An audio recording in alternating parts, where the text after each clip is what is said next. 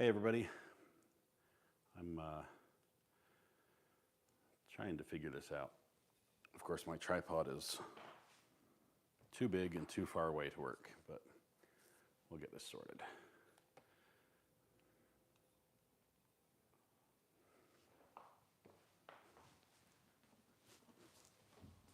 Look, I might even be in the picture. I'm not sure. I think I am. Testing audio 1, 2, check. I see levels. Okay, we're good, we're good. I need this audio off.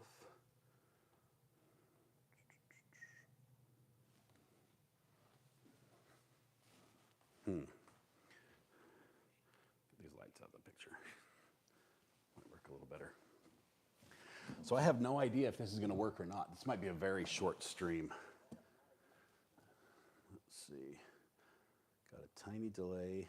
I've got my chat over here. You can't see this, but this is how I'm going to read chat.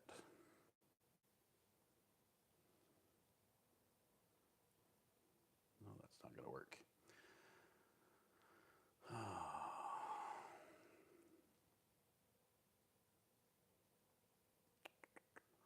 All the best laid plans.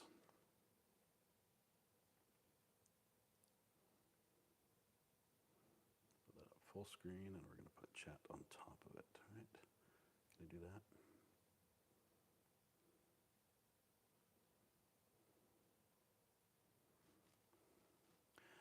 No, it's not going to like it. All right, that's the best we can do right there.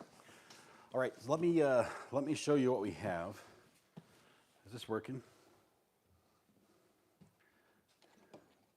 Okay, I have a Gator case. This is actually a Gator Pro Series case, which I have no idea what that means, but it looked good on the internet, so I bought it. And it has these little twist lock sides.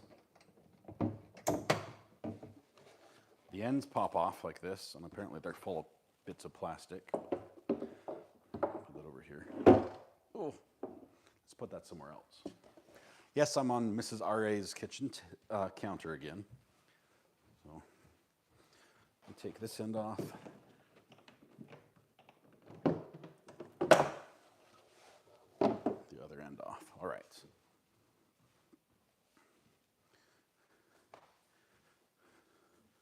Just dropped all these little plastic shavings everywhere. Shh, don't tell. I wish I had known it came with these so before I bought a whole bunch of them myself, but apparently I'm going to need some screws. And they're all Phillips head. Good. Got my trusty drill. That's better. We work at 1 speed around here. Warranty. Nice. So this box, this is what it looks like on the inside. It's see-through. You can actually see my computer through it. It has these metal racks on the side. It has a handle on the ends on both sides so you can carry it like this. And it actually has like luggage wheels on the bottom down here that spin and an extended handle that will pop up like so. So it's easy to transport. I just have to decide now which side I want to be front and which side I want to be back. And I think this will be the front right here. That's important because all these boxes, I have 1, 2, 3, 4 boxes of audio stuff and accessories to install. Plus we have the power supply unit. So let's start with the power supply. Don't need the instructions. It's just like a power strip, right? You just plug it in.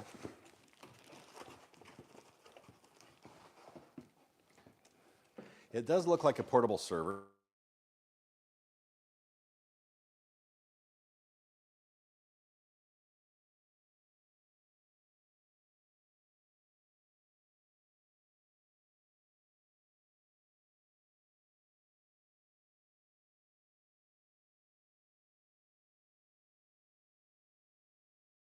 It doesn't get broken. So if I can just build it one time and then wheel it in and plug it in and be ready to go, that would save me a lot of effort. Here's what we've got here. This is a power strip. You plug one cord in on the back. We've got 8 plugs.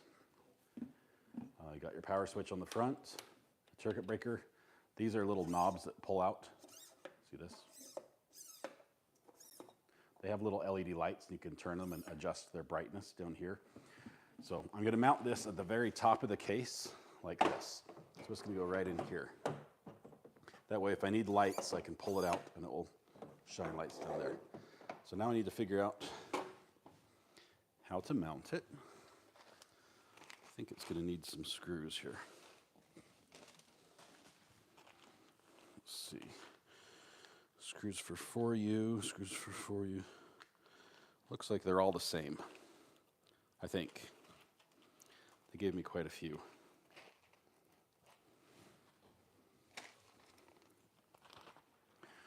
Yeah, not a good time to clean the kitchen. We actually cleaned it a little bit before. I probably need to do a little bit more, especially now that I've brought all this dirty stuff down.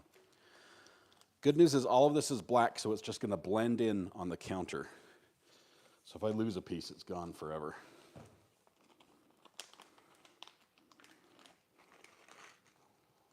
So we've got little screws and tiny little washers.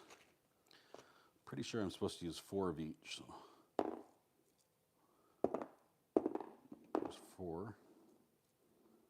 And I think I've already got 4 washers in there. Let me take this one out. There we go. We'll save these so I can lose them later. Hey, Mrs. R.A. is watching the movie with the kids in the other room, so she'll be all right. I'm sure she'll wander out here eventually. It's weird having 2 kids gone. My oldest is obviously off at college, going to get married. And my second oldest is gone hanging out with some friends tonight as well. So it's just Mrs. R.A., me, and my 2 youngest here today.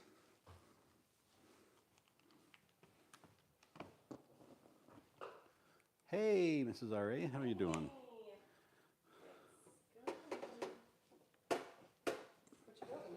I'm not sure yet. So I'm just going to loosely attach it first and then sort of place it where I want it and then tighten it down.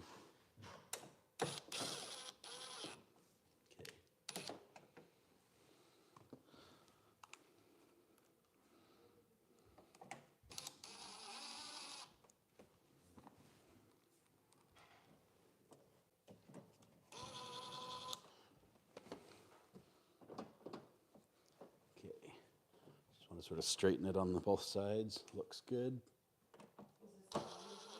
This is the power supply. Oh, I got all of it, but yeah. Don't need to over tighten it, but it needs to be firm. And it's even right side up. So there's our first part down. And out this back end, I'll show you. Because already it's working, right? It's already built. So the cord fits out the back end. I can plug that in. And I can get power like that. So it'll power on. And if I need to have some light on the subject, I can turn the lights on like this. Helps to not have dimmers on. But then I can aim some lights and move them around as needed as I'm working. So lights on, lights off. And it shows me a good balance. It shows me how much input voltage I have as well. So that's cool. That works. So far, 1 down. We're good. Now, I think I'm going to open this because I don't know what's inside here.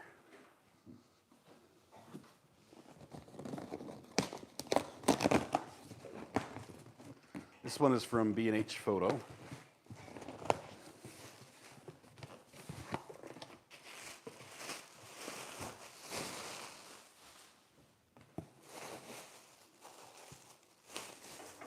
They sent me air in a bag.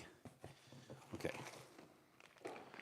So this piece, it doesn't look like it's much, but it's actually really important. It's like a grill. Right? These holes all have little screws. I can put different types of attachments or fittings in here.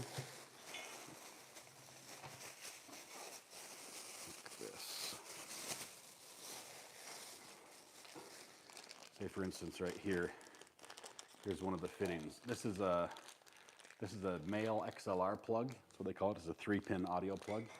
And this is going to go in one of those holes. So I could just plug a cable to this. This is going to mount on the back side. So instead of having to reach in the box and plug everything in, there will just be plugs on the outside that I can use. And that's really useful because my soundboard, this is what's going to be running the audio. It's a little dusty. On my soundboard, I could just plug things in up on top and just run the cable from this box to that, and I'm good to go. I don't just set up anything else. So that's going to be really cool. All right. So what else did we get here?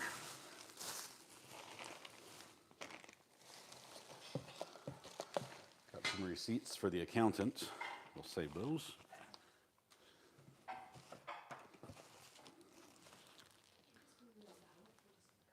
You want me to be loud? Are you doing dishes? Mrs. R.A. says, "Can you be loud so I can do the dishes?" Well, I'm talking on a wireless mic, so it might not be picking everything up. Yeah, it's picking that up. Yep. She's emptying the dishwasher while I play on our counter. So this is good. Red Pen, my cat says hello to you all. Thank you. Am I remodeling? Well, sort of. It's like a nerd version of that. Lots of ASMR today as well. Oh, look, here's the screws I bought that I didn't need. Wish I knew. Okay. Audio output, audio output, audio output, audio output. Okay, that's our 4 microphones. We're going to save all of these because this has to be assembled together and then attached to the back. So we're going to save those right back here. And meanwhile, let's get to some more of the good stuff here. This is, those are the spoons. This is a Shure dual wireless SLX-D. These are beautiful, beautiful microphones. They're SM58. The head is an SM58. And it's just, this is just, it feels good to talk to and sing into. Great sound. Loving that. But it comes in this unit right here, which look, it's about the right size to fit right in here. Unfortunately, not quite. So now we have to figure out how to make it fit. Let's see what else they sent with it. Some brackets. More brackets. I think. Oh yeah, this works. Okay, I see what we're doing here.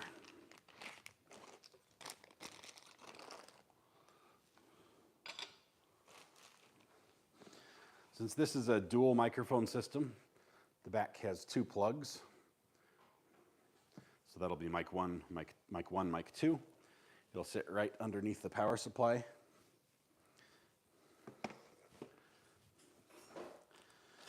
And let's see what we do next.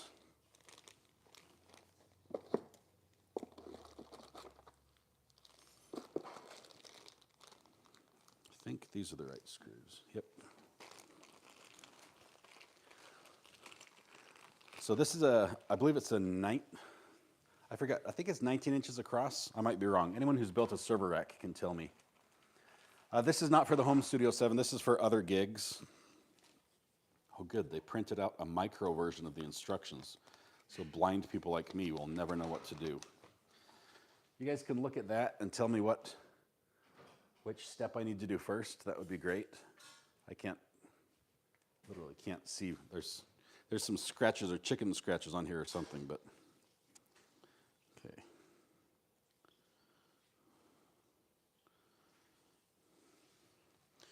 Well, we'll give it a go. Oh, wow. Look at this. It has holes on the front. These are for the antennas to come out the front of the machine. I like that. I really do. Because it means I don't have to buy a piece to make them come out the back. and it means I have everything I need. So let's put the mics in our little protective cases for now, just so they don't get dropped and damaged.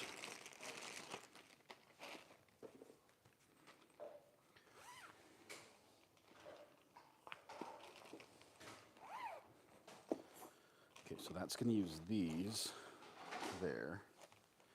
I guess that's the first thing I need to do. It will use those, and then here's the antennas. All right, I know what we're doing now. At least I've got an idea. So first, I have to install the antennas on the front. And there's some combination of these parts that will make it work. I don't know what those are. 2 brass fittings. Look at this. They're just like a whole bunch of little pieces. Okay. This comes in a Ziploc.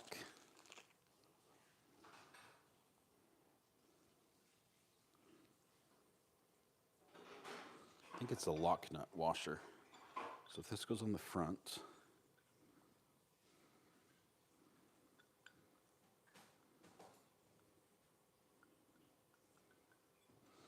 it doesn't fit through.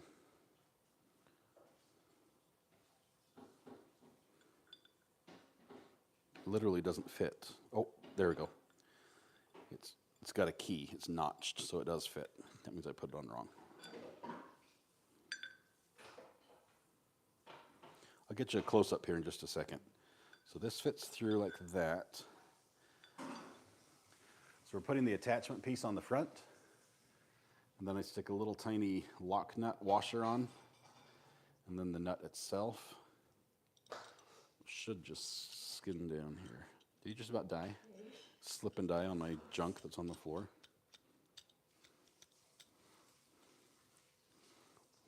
Okay.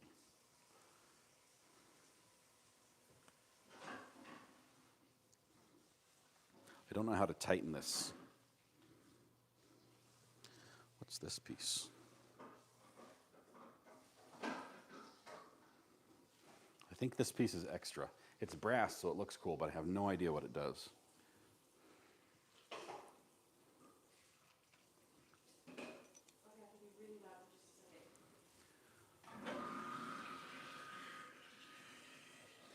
That's the in-sync disposal.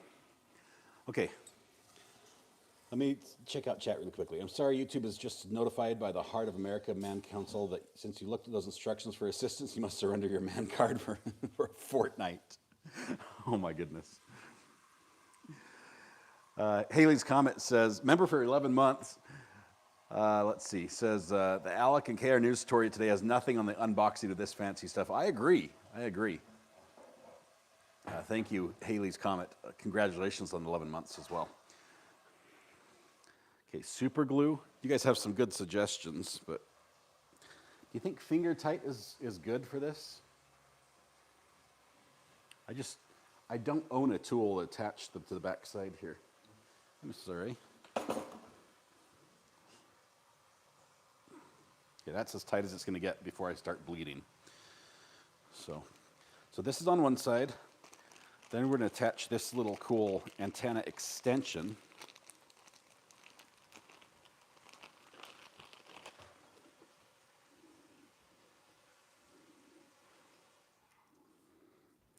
Thank you.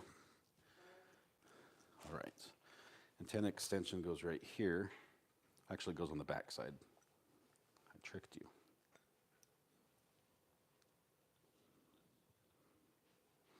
And that locks on. Beautiful. So now,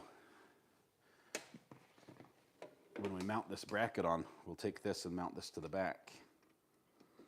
That way our antenna, instead of being inside the box where it has poor reception, will be outside on the front, which is better. It's preferable. So now I have to just do the same thing again. Who's that guy? I can do the same thing on the other side using the lessons we learned the first time around. Oh, wrong way, again. I guess I spoke too soon.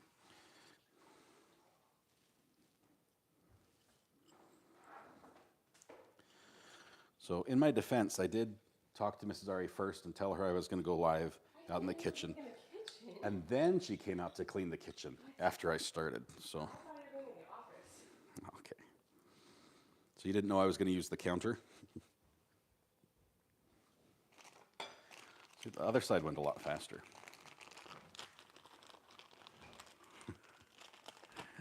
She had fair warning. That's what I'm saying. There's no surprise. You can't claim that foreknowledge was not given. Okay, here we go. So here's the other side.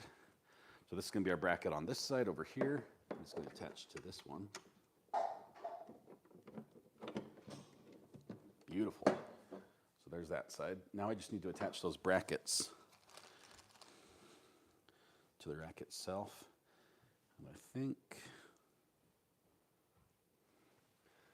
we have 4 screws per.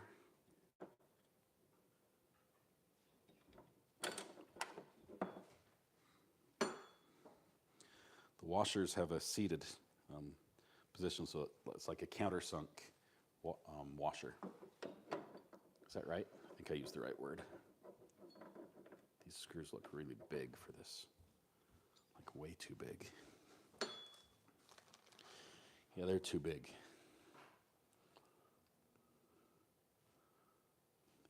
Well, I'm still going to need them, but just not for that. Let's see. Oh, wow. Lots of pieces everywhere.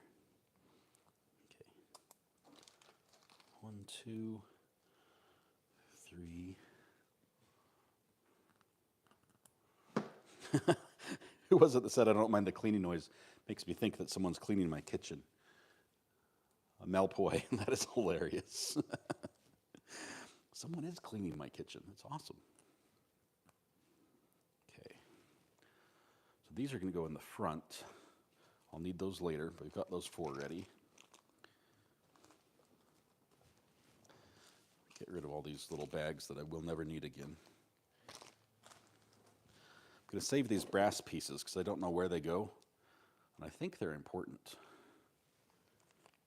I'm not sure how, though.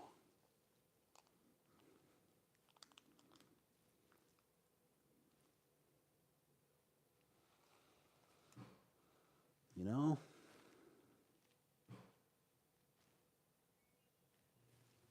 I don't know. If it's important, it'll turn up.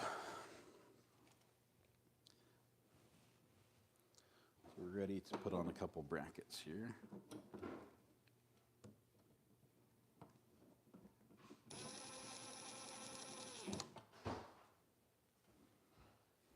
There are 8 screws, 4 per side. Oops. Now there are 7 screws. Just kidding.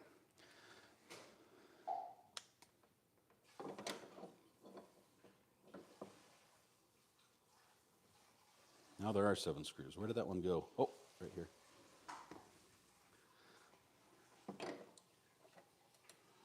If you want, we could wait and do the live stream later, Jen. Is that? If you want, we could wait and do the live stream later. To help you clean.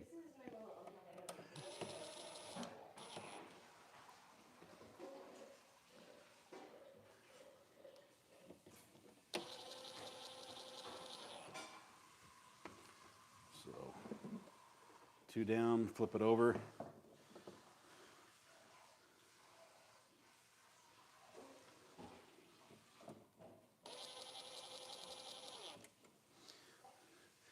Now the decision is, where do I want this to be? Do I want it on the top rack? No, not in the office.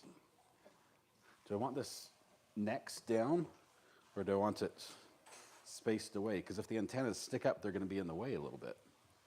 Maybe.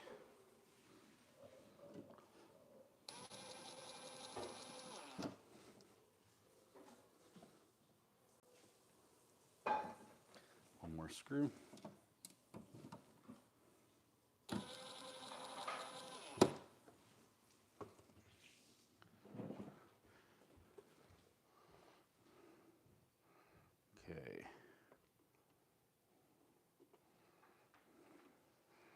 Turn that in.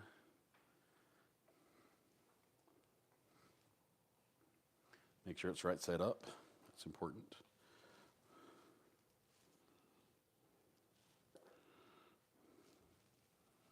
Don't know what those are. Those look important too, but there are 4 of them, so you'd think it would have to do with the front, but I'm not sure.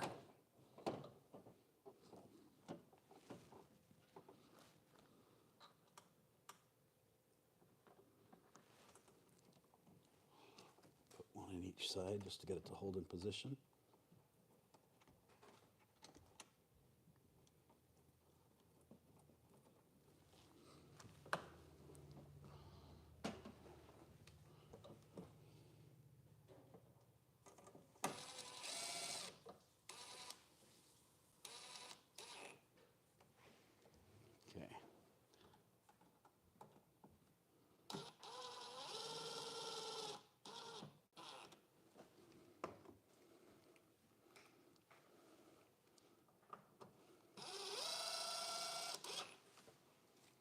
Sorry, I'm thinking really hard to myself right now.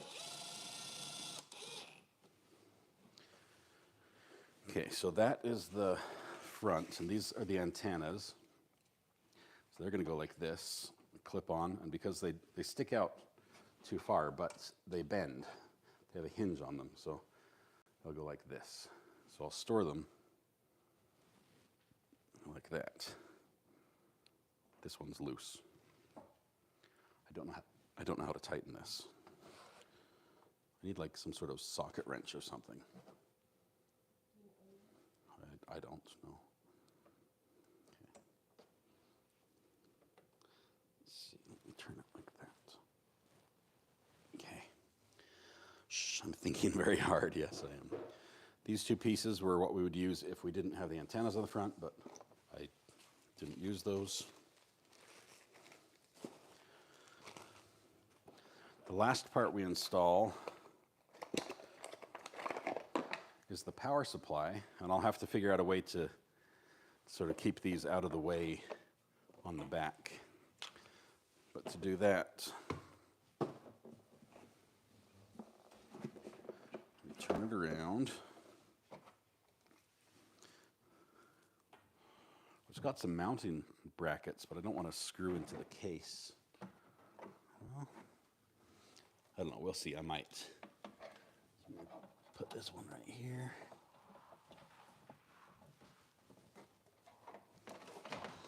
Just set this off to the side for now. I hadn't figured out what to do with that. I'm flummoxed. Are you done? Just kidding. Thank you. Okay. So the power supply is turned on. So now here's our next. Oh man, this one's going to bug me. I need to get this tightened.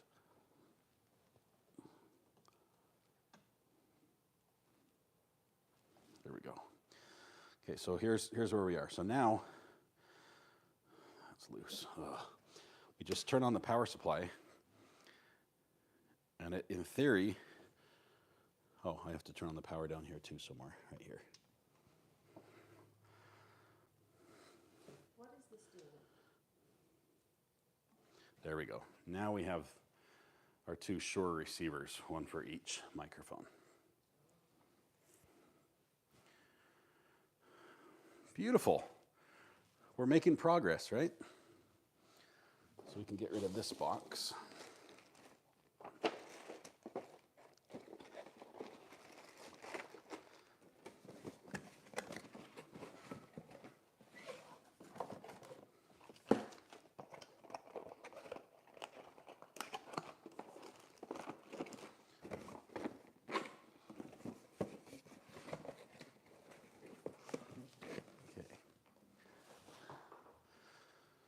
So next, we have a Sennheiser body mic, or a bodypack wireless mic. Looks like this, but a little smaller. Now here's our dilemma, right? The receiver for this one is only half the size. So we have to figure out where it goes.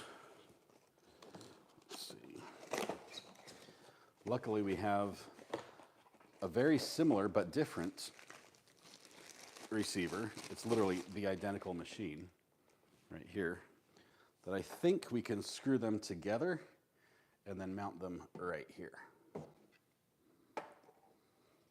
See how many we have? 1, 2, yeah, that leaves enough space. So this is this one. Now I just need to see if we have the right hardware for that. I think this looks useful. Yeah, I think that goes on the bottom like this. Let's look and see if we have any screws for that. Here's the transmitter itself. Nice and tiny, beautiful. These work so well. I used these when I was in the news, Fox 13. That's how all the anchors worked on set. Do you want to read chat? That'd be great. It's right over here. Do you want a microphone? Yeah, if you want me to move that way. Yeah. Let me grab. If only we had something to have microphone stuff with. I've got a mic. Okay, I think, let me see how the battery is on this one. Adam is super helpful. He says drill a hole straight through it.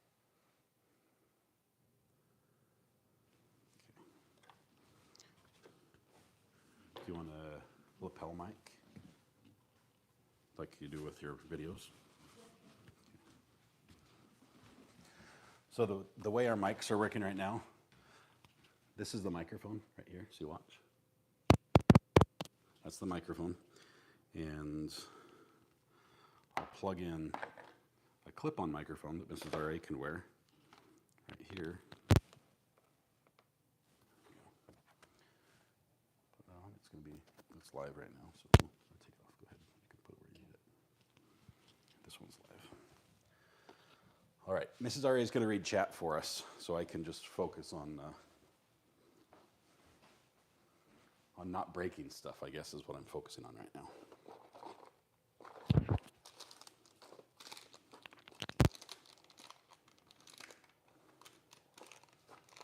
They gave me this, but I don't see any screws for it. What about the bag of screws that was extra? There's a power supply. Greeners has a personal request. Mrs. R.A., we want you to read aloud. At what point of the process does Recovery Addict stop building it and it joins the legacy of the bathroom remodel and tractor repair? Our bathroom looks amazing, actually, except for the molding along the bottom. It is all done. Oh, and the mirror. We could use a mirror. But other than that, it is fully functional and very beautiful. The tractor is a problem. I don't finish projects for tax reasons. If it's never completed, the construction's not done, there's no, you don't get taxed.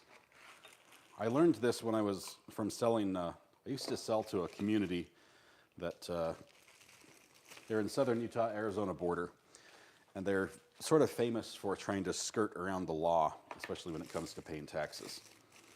And all their buildings had like an unfinished wall in them for that very reason. Okay, this goes there. Matthew Harris Law wants to know, is this a new sponsorship with Shore or a new investment? I think it would be super awesome if the people that we paid money to would start paying us money. Yeah, how does that work? Matthew, can you help us? Okay. I have 2 antennas. Oh. Ooh. Ouch. Okay. Here's another dilemma, guys. Another dilemma. I need these antennas to be further apart than they are. Why? Because I can't have them be like right next to each other. Are they both on the outside? Hang on, I'm thinking to myself for a second. He's thinking quiet thoughts, guys. Matthew says, I'm on it. I'll be right back. Okay. Dilemma counter 2. I don't know how this would work. Are the antennas on the second set on the outside so that they will run into the antennas of the other ones? Well, this is for the antenna holes. I have Hey, no idea. Everest, we don't do politics here, bud. Pickles, not politics. Don't make Mrs. R.A. shut you down. Oh, the screws are right in front of me. Oh, they're tiny. They're tiny, tiny, but they're the ones I need. 1, 2, 3, 4, 5. 1, 2, 3, 4, 5. Megan has a very serious question. Oh no, I don't want to answer it. How is it so quiet when you have as many kids as I do? I think we do not have as many kids as you do right now. Our oldest is not living at home. Our next oldest is off on an activity. Our next 2 oldest are on a week-long camp, and our last 2 oldest are completely exhausted from dropping off the middle 2. I lost one. So that's what happens.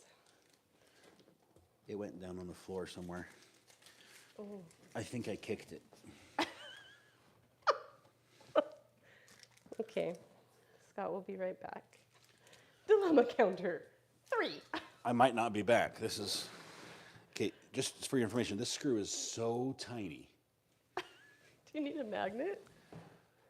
I need a magnifying glass. Do you want the little kids to come look? Hang on. Is that it? Oh no, I wish the camera could have you on it right now. That's kind of awesome. I'm sort of glad it doesn't. Oh, I found it. It was in the very corner. Good job, Scott. You guys, look at this. Look at this. I'm back. That's what we were finding. Blind man found that. First try. Okay, we're not going to lose those anymore. Let's keep those over here. Okay. Oh my gosh. So- Matthew Harris literally went out and got a report. He said, here's my initial report. Shore only has 43,000 subs. They'd be lucky to partner with you. We've been looking at it wrong, Scott. We are offering them something. Okay, this is a very cheap toolkit that I bought. And I mean cheap. This was a, What? That red one? I thought that cost a ton. well, the blue one. The red one was nice, but the blue one is the one that has useful bits in it. Oh, that makes sense. Why did we buy the red one?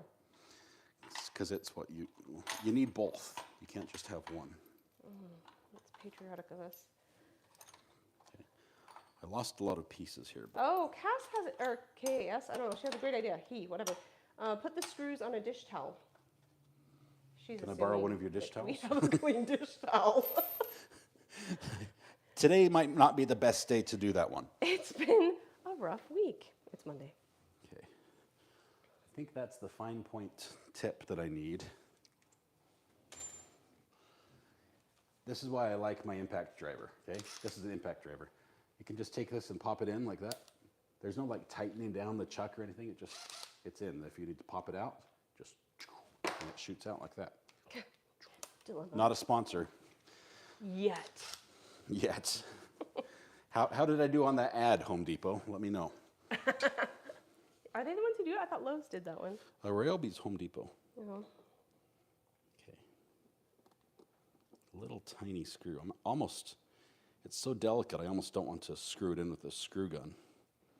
Impact driver is probably not the right tool for this, but you know what? What? I think I have the right tool. Oh, I think we own all the tools. Not sure about that, but What are we building? We don't know, Anne. We're not sure.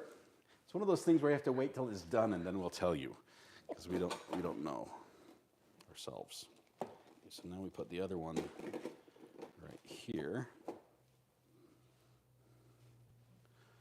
What goes below this? Okay. Okay, then we have. Okay, so I don't have the bottom 3. We're only building half of it. We're almost done. This is our last step, really, sort of. This is easier than trying to put together Fisher-Price toys on Christmas. I tell you, it's much easier than IKEA. Seriously. Oh, that one's true. Gonna try it.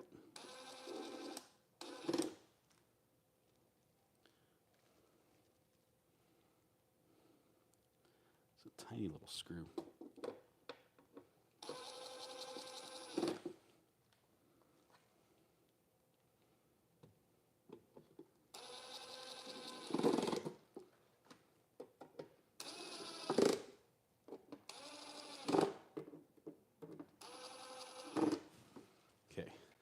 So now we've taken our 2 receiver units and built one big receiver, which is almost the right size. What, is it too big or too little? Well, we need these pieces on. So hopefully too little. The problem is this piece maybe goes on the back. I thought that bound them together, no? No, that's the antenna one. I think it goes on the back. Maybe there's another one over here. I don't know. I'll show you that one in just a second. It's really, really cool. I like this. Greeners is competing. He says, I built a 4-shelf bookshelf for my daughter tonight, and I didn't bleed or put anything upside down. But really, can you tell with the bookshelf? I think I literally built those things upside down, and I'm not sure even to this day if I did. So the mounting holes already have screws in them. Should I be concerned? I'm going to take the screws out and see if they're... Ooh, they be small. I'm not sure if this will work. Somebody else suggested putting the screws in a bowl. I think we do have a clean bowl. Well, I like putting the black screws on the black counter. Yes. Where they Did you can know roll around. That counter is magnetic. I don't know why, but it will interact with metal in magnetic ways.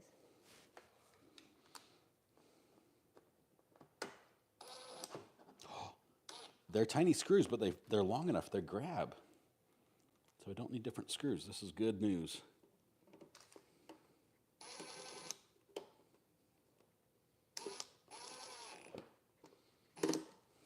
Okay. So we've got, they call these ears, okay? I'm not sure why they call them, well, because this is the face, and these are the ears, that's why. Let's put the other one on.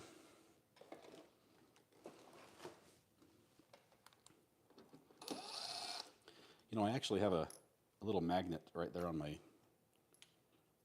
drill that can hold screws too. There's a built-in function of the tool. Now that we're almost done, I discovered this feature. That's awesome.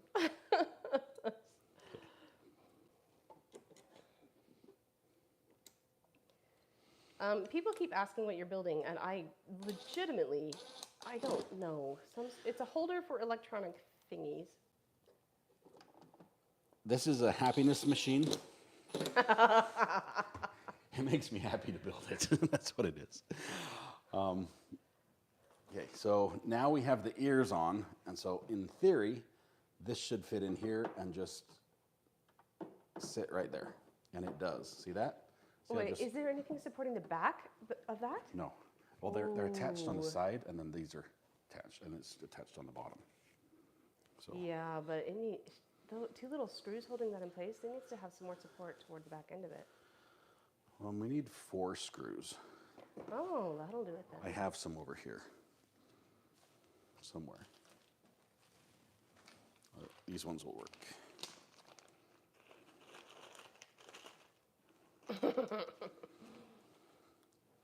She just laughs to herself and doesn't tell me what. I'm sorry. I wish I knew what she was laughing about. Sounds humorous. Sorry. Mrs. Greener says, what would you like from Walmart? Need to spend $10 more to get free shipping. Any answers besides spicy maple bourbon pickles? Well, that is hard to say. But they're delicious to eat. Yeah, you know you've ruined our kids, that as we're walking down the aisles of the grocery store, they will go out of their way to be like, Dad needs pickles.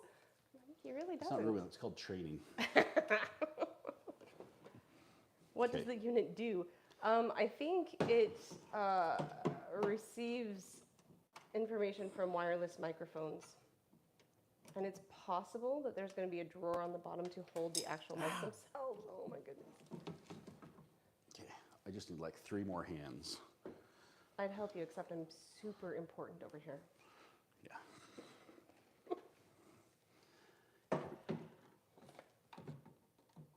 I need to not get pinched in the process, because if I screw this thing in, I'm stuck. Okay, there's one. You'll be apart. Ah! Oh. That was 2 screws. I felt them hit my foot as well. I'm not sure why they can't just fall down and stay where they fall. Do you seriously need help? No. Yes. I mean, Oh, there goes another. You're soft. I'm just gonna break. Okay.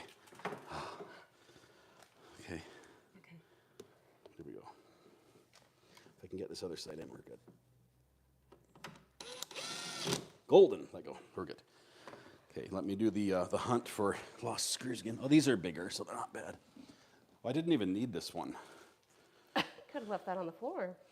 There must be another one down there. There is. Okay, 2 more screws. So you asked what this machine does. This is a wireless microphone rack. So when I go places where,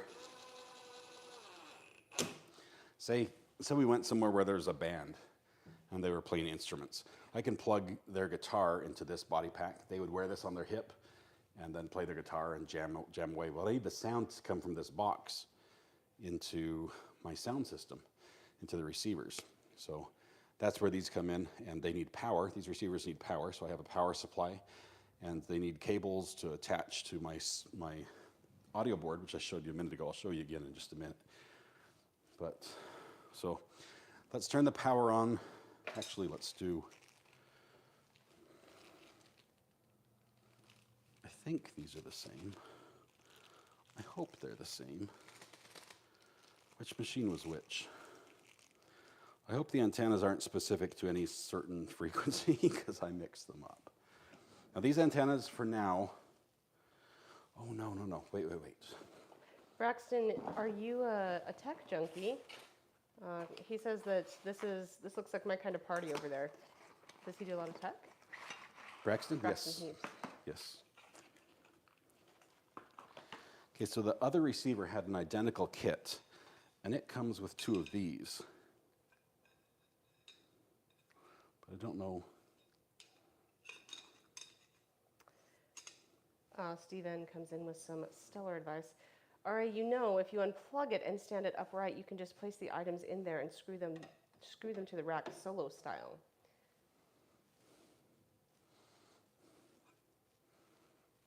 He has his thinking face on. You've done this before, haven't you? That makes a lot of sense. You can just drop it down. Now that we're done, you tell me. Okay,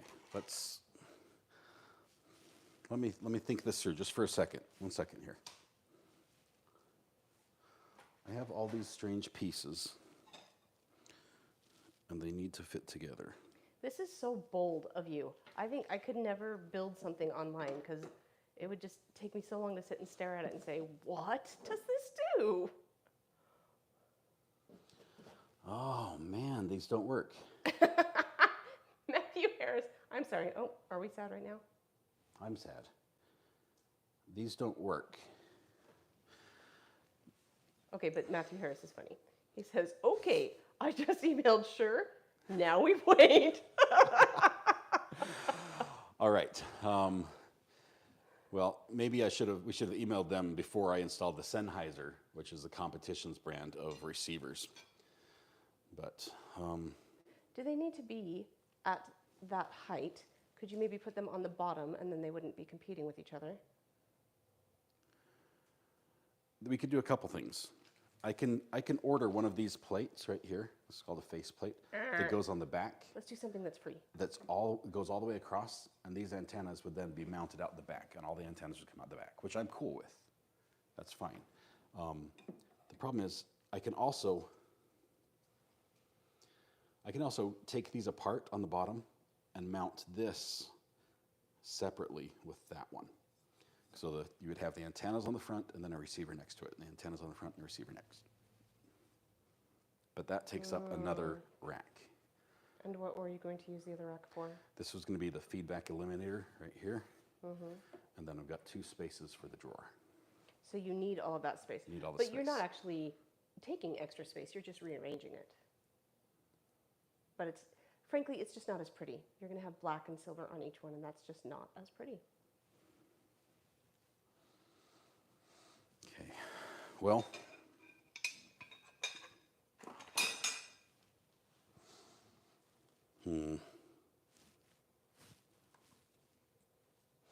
Steve N says, I was just sitting on that advice until the very end. Thanks, Steve. Okay. What a pal. I'm really hoping, I don't know the frequencies that these two Sennheiser receivers use. I guess I can turn them on and see, but. What is the problem you're trying to solve? Okay, the problem is we have two antennas here that look identical to the two antennas I'm about to pull out of the other box. I know the two antennas for the other box go to the receiver that does not use this. It goes to the receiver that uses my other Sennheiser handheld mic. So I'm just thinking through how to figure out which antennas go where. If I power on the unit and then power on this body pack, if it connects, I'll know which receiver is which and know where the antennas go, and then I can swap them out. That make sense? Nope, but if that works for you, that's awesome. Okay. So. And sorry, guys, I got busy watching Scott. Let's see what you guys have to say. You got one job on this ship, Jen. I know, sorry. It's stupid. Sorry, that's a quote. This is not actually stupid. Okay. Greener says it's fine. He will just add your parts onto his wife's grocery order. Thank you. Cass wants to know where are the instructions. Cass, we don't ask these things. Here's the deal. This is such high-tech stuff that they just assume you know what you're doing if you order it. There's no instructions with this. They're just like, do you need more parts? And you're like, yes. And they're like, all right, we'll send them. And that's it. They don't ask which parts, just parts. Do you need parts? Okay, so I've just attached the two antennas, and we're going to turn on the Sennheiser receiver. And now we need to turn on the transmitter, which means I need to find some batteries that work. Limewander says, in fact, it does make sense. So I guess you are speaking sense to somebody. Real men don't need instructions. This is false. Cass says, RA, you make me feel validated for being confused on how to put something together. Oh, nice. Okay, so I'm just going to turn it on. Do they not sell one of these already put together? Weezer, they don't. Scott has watched a lot of videos on these. It's the right one. Good job. Sorry. So this body pack with the frequency, this is, by the way, this is an EV100G4 is the model. It talks to this receiver. That means I just got lucky. So that means that these other two antennas, which I haven't taken out yet, go on the other one. Why is that important? Because this frequency might be a different frequency, and these antennas might be tuned to that specific frequency. I doubt they are. They're probably just like generic band antennas, but... Okay, hang on, I have a question. Yeah. Now you figured that out. What good is that going to do when you turn it off? Are you going to remember what... Once I've got the antennas on, we're fine. Doesn't matter. Huh. And one's on. You feeling a lucky punk? Okay. Wow. It's a bit crowded. It's a bit crowded in here, but... Adam says, RA is building a rack while we are destroying his confidence. No, this is good. Now we need a power supply for this one. Which all this just plugs into that top unit that has power there. Works beautifully. It drills in the way. Greeners, I don't even know if I can read that out loud because I don't know what it means. Do it. He says this is an NSA honeypot. Yes, it is. What is that? A honeypot is it's a trap that you build for people that are trying to hack into your system, where it sucks them in and traps them. They can't get out of the honeypot. So now we have the other receiver right here, just powered on, and they are completely different bands. Matthew Harris says, this is the fanciest looking VCR I've seen in 20 years. Wait till you see the record player he's going to put on. This little microphone, that's the top end. Obviously, the microphone's not attached. Here's the actual mic unit. Check out the fancy connectors on that. That's like a smart chip and a half. It just screws on like this. Now, I don't care who you are. even if you don't know how to sing, this microphone makes you sound amazing. This is false. I have sung into so it. good. It is so good. But this one is going to talk to this guy right over here, which I'm going to prove here shortly by finding more batteries. Yeah, Red Pen says, think of Winnie the Pooh, Mrs. R.A. I was. Red Pen, that's where I went, and I was like, I'm pretty sure that's not what he means, but that's my only reference point. Not sure if they're good batteries or not, but we'll try it. So this comes out like so, and then this pops open. You put batteries in, or you drop them, one of the two. Slide that down. All right, so now we have connection. It's connected there. I can tap and I see the levels, so I know it's working. Now you can't hear any audio yet, but that means that both of our receivers work just fine. Now, so this is on one frequency, this is on another frequency. And we're on a third, and that's why Each of our Shure microphones are on 2 other frequencies, so I can have 4 different microphones all working at the same time, not fighting each other. So I can have, if there's like a main podium, a speaker, I can have this up there on the speaker. If there's a choir is singing, or a group conversation, you just want to pick up crowd noise, these SM58 Shure microphones, I can set those up on sticks and they will pick up sound great. And then if you have a presenter walking around doing a presentation and needs hands free, you can do that as well. So I can do all that at the same time. Now comes the fun part, because we have the backside to put together.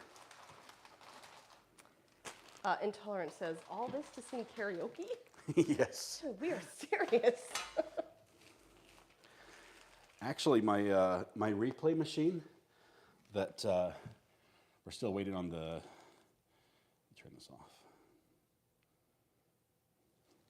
We're still waiting on the keyboard for that, but my replay machine on my computer has the ability to take any song, you put it in, and you just say, remove the vocal. You click the button, and the voice just goes away. It's the most amazing thing. So maybe... Is that what makes you sound good? We'll just make you sound wonderful. Delete. This is the mic, the body mic for that. I don't need these or these. Oh, thank you, Matthew Harris. I do not concur, but I like it that you like it. And what is it? He says, we need Mrs. Ari's laugh as a soundbite. It always makes me smile. And then he says, giggle like a little kid. Me as well, Matthew. But okay, so Can you try it with Megan Trainor? Okay, legit, one of the things I love about this chat is your ability to carry on the joke for so long. To just pop in it with those references is so funny. You're taking all this to the trial? I don't think they'd let you in. no, but it's not unheard of to have a sound system like this at a trial. This would be something you can see for sure. Usually it'd be a little smaller rack. You don't need usually 4 different audio channels. So you would bring maybe 2 channels and have an input for the court audio as well. But He asked, are you going to stand outside Sarah Boone trial with this? Where is Sarah Boone? She's Florida, yes? Orange County, Florida. Do you know, we just had some friends who were in Florida last week, I think, and they came back, and you guys, it is stifling in North Carolina. It is so bad. Our children are not allowed to open the doors. It is so hot. And they got back from Florida, and they were like, whew, what a relief. It is so cool here. It just feels amazing. Like, oh, we are not going to Florida, not these months. So I guess this is like IKEA furniture because I have some extra pieces that I didn't need. So wait, you said you're doing stuff in the back? Oh, somebody asked that I should ask how much this cost. I do not know how much this cost. I do not have to ask because this is a business expense. And part of what makes this marriage work is that the business and the family do not share dollars. The entire rack, when it's done,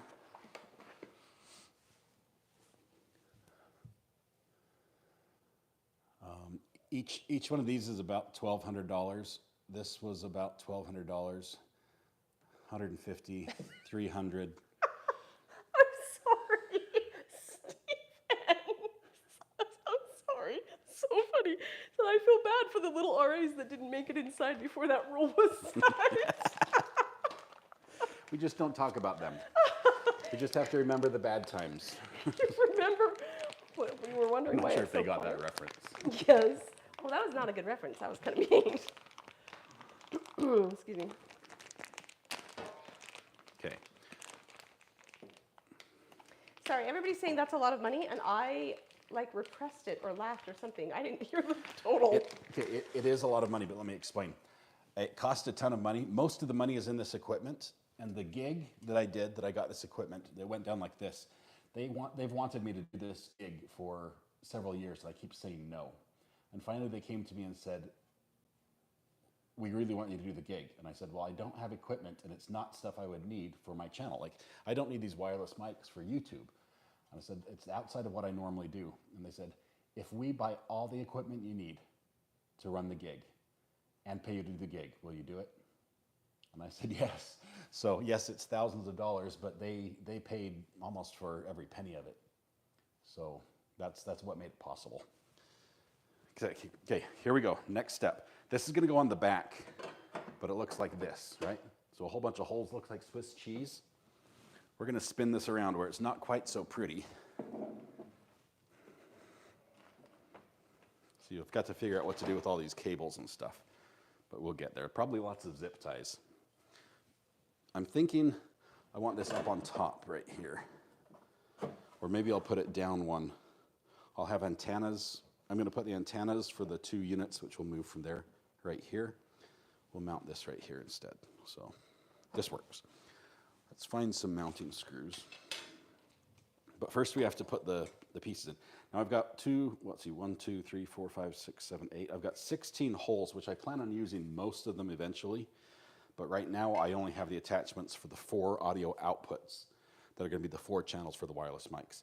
Eventually I'm going to have 2 inputs for feedback, for the feedback eliminator, which means I take all the sound into my sound mixer, mix it the levels I want, then I feed it back into the feedback eliminator, and it gets rid of any of those squeals if the microphone gets too loud or too close to the speaker, and then it comes back out, and that goes into the sound system.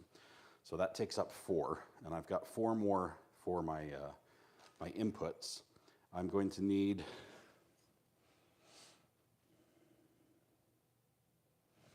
that's all I need. I might put a network port, like an internet port through here. So basically I didn't need this piece. Could have gone with half as many holes. It's all right, it looks cool. Are you sure? I mean, in time, wouldn't you add things that maybe need to go through holes? I could use this on a different rack. Like if I was doing a video mixer, then I'd use this because I'd need 8 channels for video inputs. You're saying this like it's a good thing, but in my head I'm like, oh, cha-ching, cha-ching. Nope, we're good. Let's just do what we've got here. Yeah. I don't know, the total cost on this unit is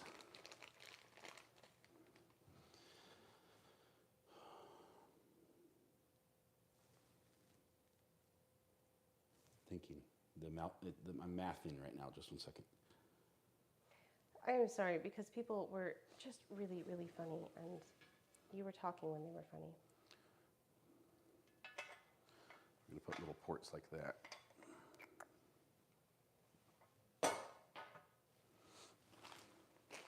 I think the total cost is about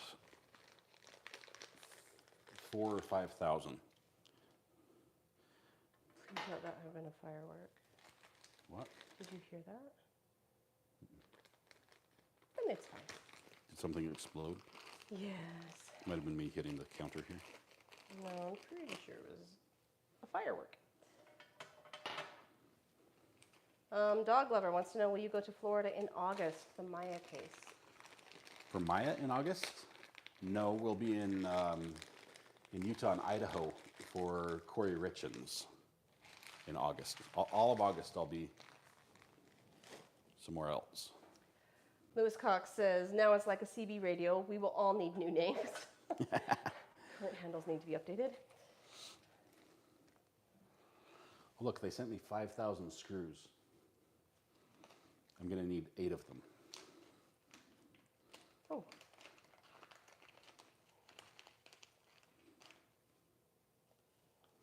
2, 4, 6, 2 more. 8. Got a lot of spares when it comes to these. Need some holes for ventilation. That's what those holes are for. Actually, that's not a bad idea. Some of this equipment can generate a fair amount of heat. Okay, now we have a problem. Greener says, Ari, stop talking while we're chatting. What is the problem? I need something for them to screw into on the other side. And I do not have those. Need little tiny nuts. Don't. Why are you looking at me like that? Don't. I didn't say it. That was I didn't say it either. Just keep going. Okay. Didn't it come with them? You know, if you look just flat with a counter, there are a surprising number of black things just sitting on the counter. Those fell out when I got this out, and they're little shavings from the molding, and they're all over your counter now. Sorry. Okay, so this is as far as we can get. Let me explain the problem. These are our 4 pass-through units right here. This lets us be able to plug in on the outside of the box instead of reaching in the behind and plugging in. So I plug one end of the cable in here and the other end to the back of the machine. That cable stays in the box the whole time. And then I can just have this. I've got little holes to mount it to, and I've got a lot of mounting screws, but apparently there has to be something on the back side for the screws to tighten into. They didn't tell me that. They just assumed that I understood, and I did not. See if any of these have anything. Steve says, yes, you do. I'm not sure if he's talking to you.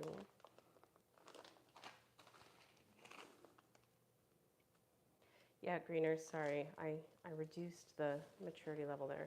Apologize.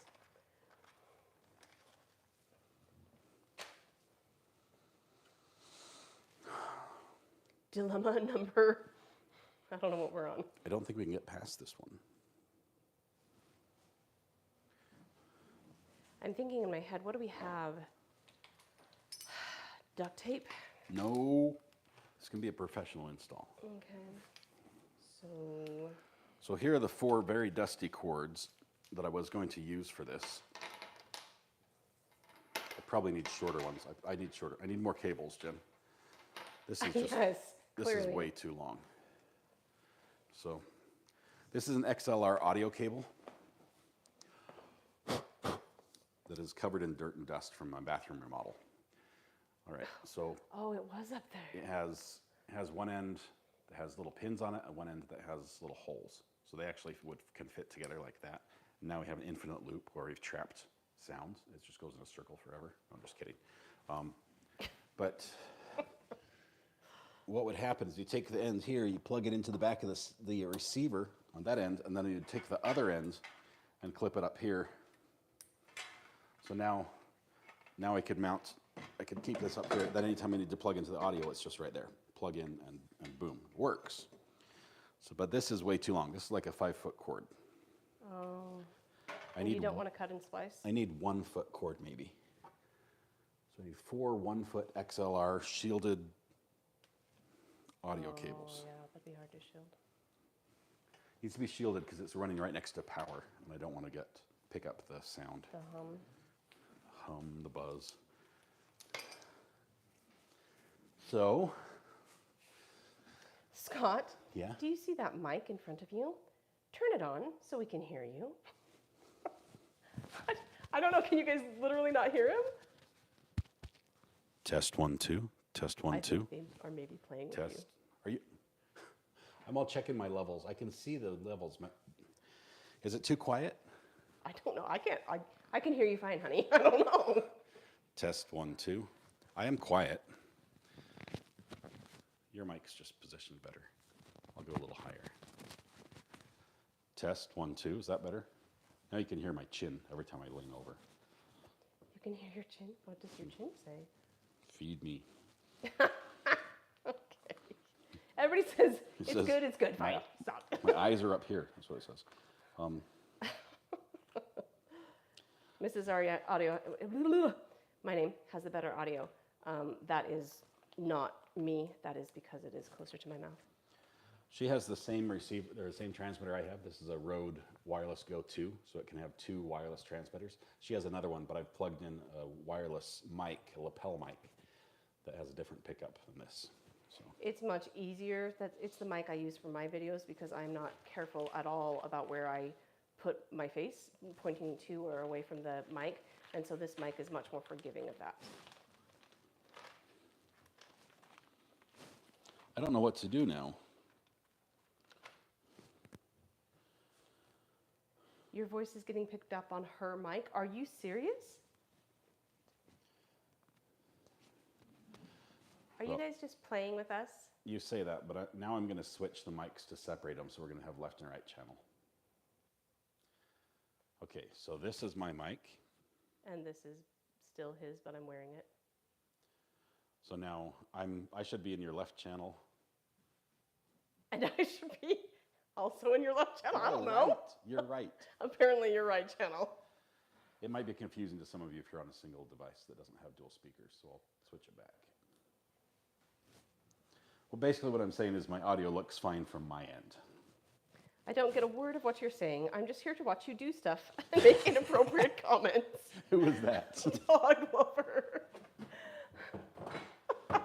This is how I feel. I honestly wonder if, when you talk to me about this kind of stuff, I wonder if my response to you is the same as when I start talking Federalist Papers or John Adams or something like that. It's that sort of blank look of, please make it stop soon.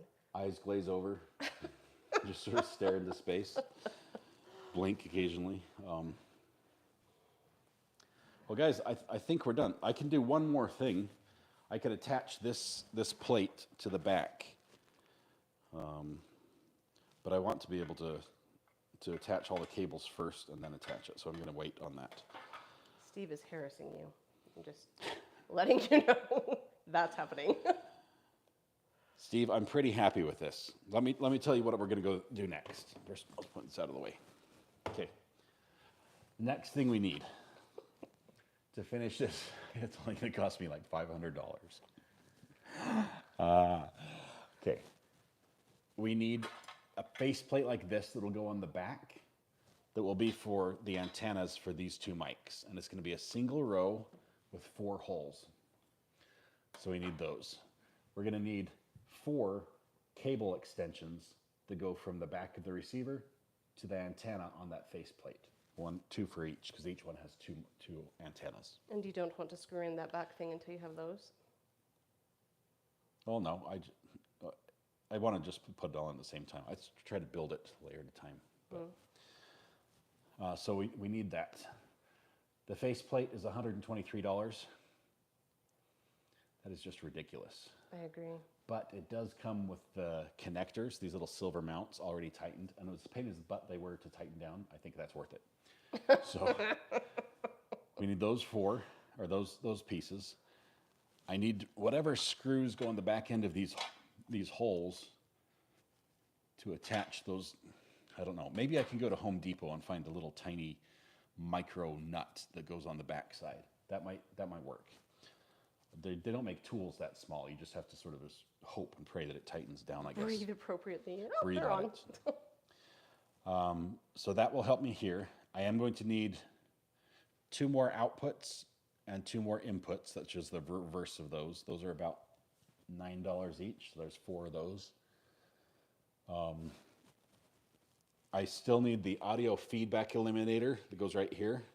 It's beautiful. It has a button on it that says Wizard. You push it, it just works, and it's amazing. That's $426, I think, for that one.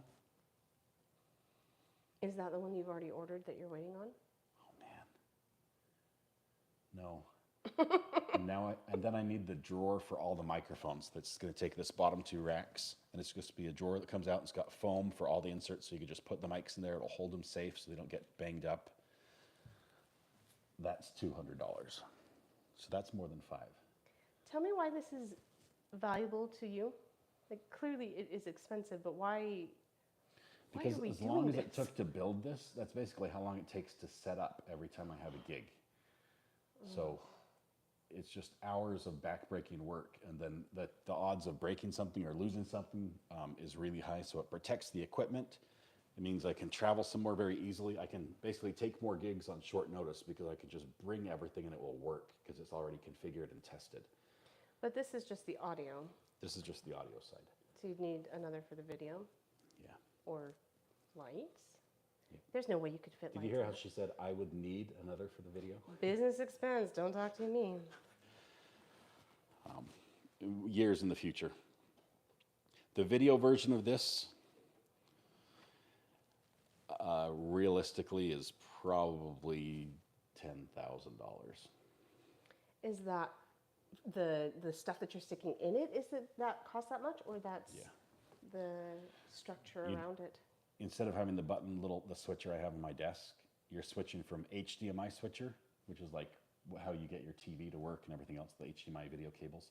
You switch to an SDI connector, which looks similar to one of these. It's got a little twist lock cable.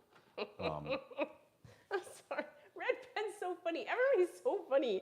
She says, "This is because you volunteered him at the church function, Mrs. Ari, to do the audio for some production. This is why he's building this." I did not volunteer him. They've been trying to get me to do it for years. But the expensive part, once you go to SDI format, all my stuff that uses HDMI I can't use. So I then have to switch. I would need a SDI switcher, which is 3,000 on the low end up to 18,000 on the very high end. I don't need the $18,000 one. That's like for a television station. Don't need that because it can take like 40 inputs at the same time. So you need the switcher.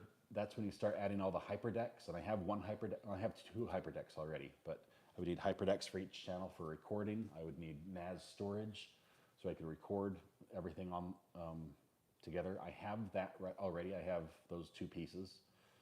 It's about $1,000 already in just those 2. I'm crying a little bit. Yeah. Some of the cameras, let me show you this. This is fun. So basically, what you're saying is all that stuff that we've worked so hard to build up would have to be completely replaced in order to stick it in a box? Yeah.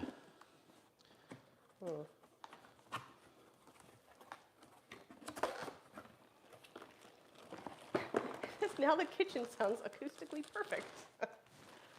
What is that? So this is a pan tilt zoom camera. No way. When did you get that? I've had it for a long time. Oh, really?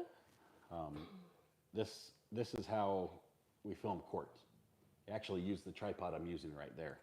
But this camera has a 30 power zoom lens, so I can zoom in and count the freckles on somebody's nose if I wanted to. Oh, that was the cat one. You used it to watch the cat? No, this is a different one. I don't know. It has, this is the SDI connector right here. It does have an HDMI out as well, so I'm using it now through HDMI, but when I upgrade it also has the SDI connection. This is all remote control, so all these movements are motorized. So when I power it on, which I think, I'm not sure if this is power over Ethernet. It might be. It might be power over Ethernet. When I power it on, let me move the boxes out of here. Okay, so I'm on the other side of this peninsula.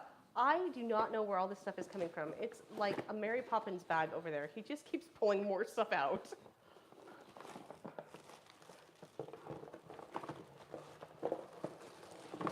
So every PTZ camera requires a controller like this.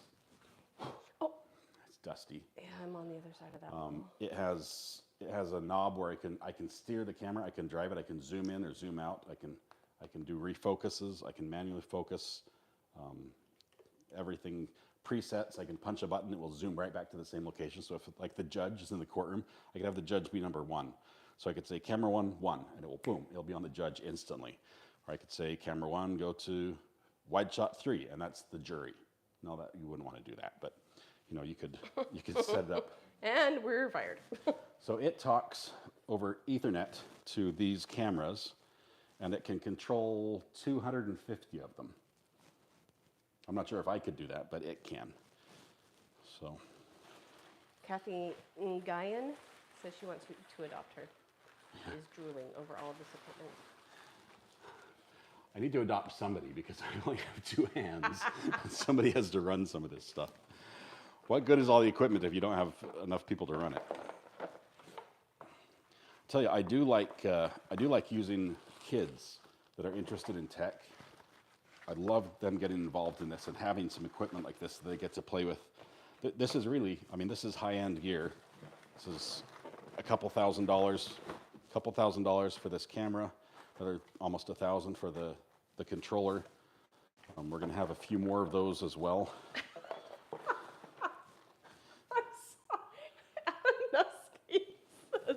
Ari gets all of this, but we don't get a new emoji from the last sub train. It's not fair. Sorry, Adam. Life is not fair.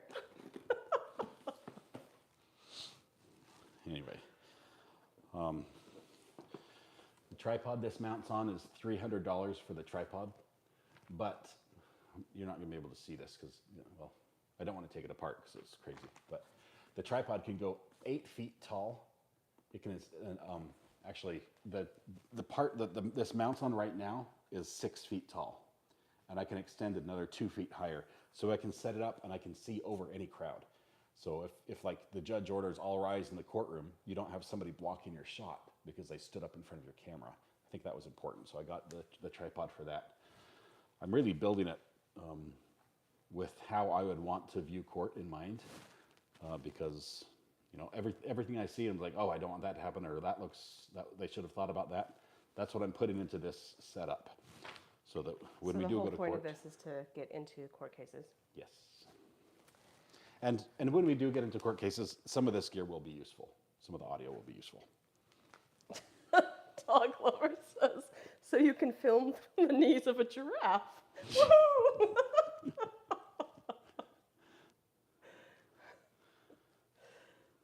I can't remember. Somebody else said something.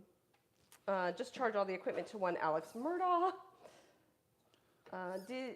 Let's see. Mary Ann wants to know, did he get all of this for the Idaho 4 trial? No, Idaho 4 actually doesn't require any equipment because the judge is running it all himself. The judge already has all this equipment installed in the camera at the taxpayer's expense in the courtroom. So he will be running that feed himself, and we'll be taking the feed from his YouTube channel. Everyone will. CNN and to every YouTuber will be taking the feed from the judge's channel. The judge made that ruling because Idaho got upset at Court TV with Lori Vallow. Court TV used one of these cameras. They did zoom in to count how many freckles she had on her nose. It was so tight that the entire screen her face was the entire screen. It was like an eye close-up of her eyes. That was too close, and as a retribution, the court, in that case, they kicked the cameras out, so it was, I believe, audio only. Is that why they did that? And then in this case, I think the judge saw that and says, we're controlling it. We don't want this to be a mess. So we're hoping to get some access back in Idaho. What I'm trying to do actually I guess I'll share my idea for this. Let me put the lens cap back on. What are those lights? Those were not there a minute ago. What are those? I just turned them on. These are like... Where did they come from? Right here. Oh, that's very Star Wars-y. That's cool. This is so, if you're in like a dark event, like an arena where all the lights are turned down, you have lights here so you can work all your equipment that you need to and make your adjustments on your channel. And So a flashlight in the mouth is not as cool. No, it's not. But no, it's not. Anyway, this is my plan for Coburger. I want one of these cameras mounted at a business that has a view of the courthouse, so that I can watch the outside of the courthouse as people are coming and going and film them and control it remotely so we can see what's happening on the street. I'm not sold on this yet. He keeps looking at me like, see, Jen, is it cool? See how many people like my ideas? The idea is the camera, I'd have to basically pay a company to allow me to mount this. and let it- Oh, zing. Yeah. Greener says RA's court voyeur cam. Yes, yes, No. screeners, we're on the same page. No, Scott, this is bad. But it's outside. They can't control this. Oh, So okay. we could have like a 24-hour live stream of the courthouse steps if you wanted. But I need internet and a location to mount it. And so we're waiting for the new court location to be decided when the judge rules on venue here in a month or two. We'll find out, and then we'll find some business. I was hoping, if it was in Latah County, I would have gone with the bail bonds across the street because they have the perfect place, and bail bondsmen are up for anything. They'll do anything for cash, okay? That's the type of business they're in. They have scruples? No, okay? If I came and I waved green dollar bills in their face and I said, can I do this? They'd be like, sure, money's money. So I thought that would be good. They have a bail bondsman right across the road, and it would have given me a great view. You could film people walking to the courthouse, and all of that could be controlled remotely, like even from around the world, using one of these controllers, and fed back to the live feed just instantaneously. So that's my goal for that, but it just depends on what happens where the courthouse is. So we'll see if we can do that. Several people have said that they wish they were half as smart as you. If you were smarter, you would have. If I was smarter, I would have got nuts on the backside of this little screw thing so you could put it together. I thought that this would be threaded and I could just screw into the plate, but it's not so. So I guess. Well, I threw away all the bags too. Okay, I guess this is where the live stream ends. Any questions that Mrs. R.A. can answer? No, any that you can. I think I have some bags. Did I throw everything away? I did. Okay. I'll just get something out of the garbage here. It's still clean, I promise.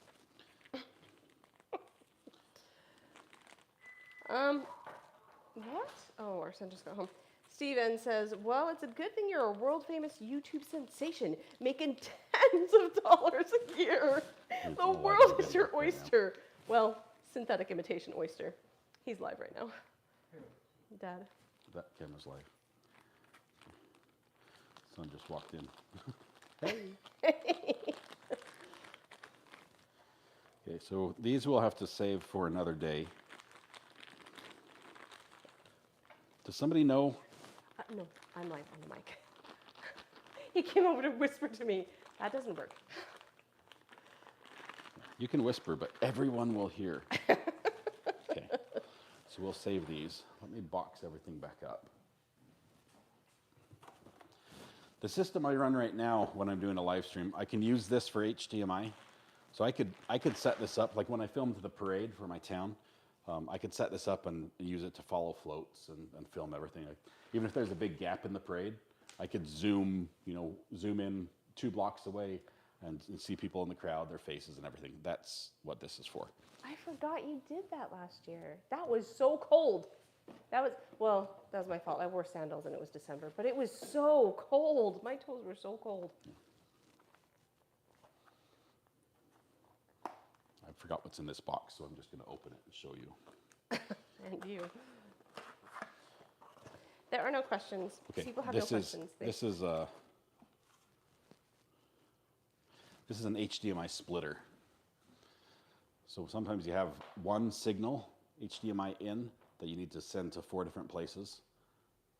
So this is useful when, say if I'm doing a live stream or if I'm running an event, a venue, we might have my signal out, what we call it program out, that comes out right here, or we put it in right there.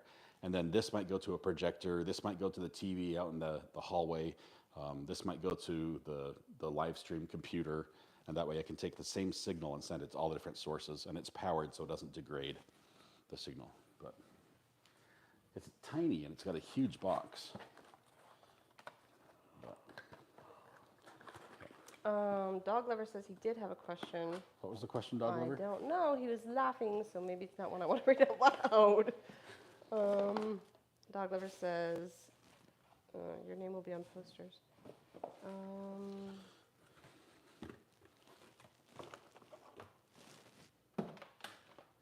I don't see a question.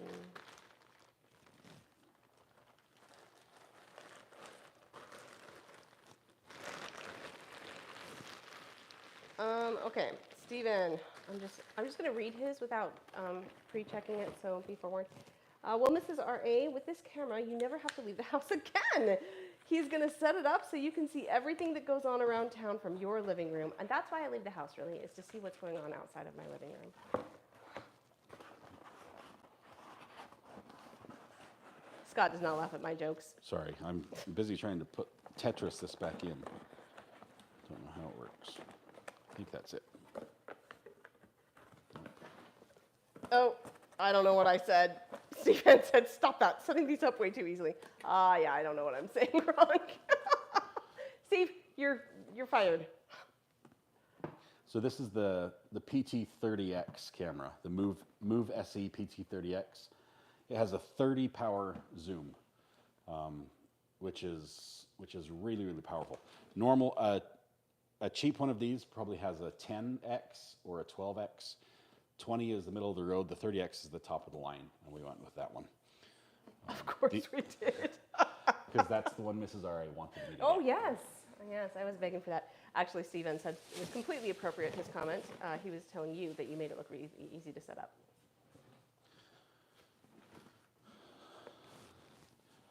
So I haven't really fixed anything yet with building this.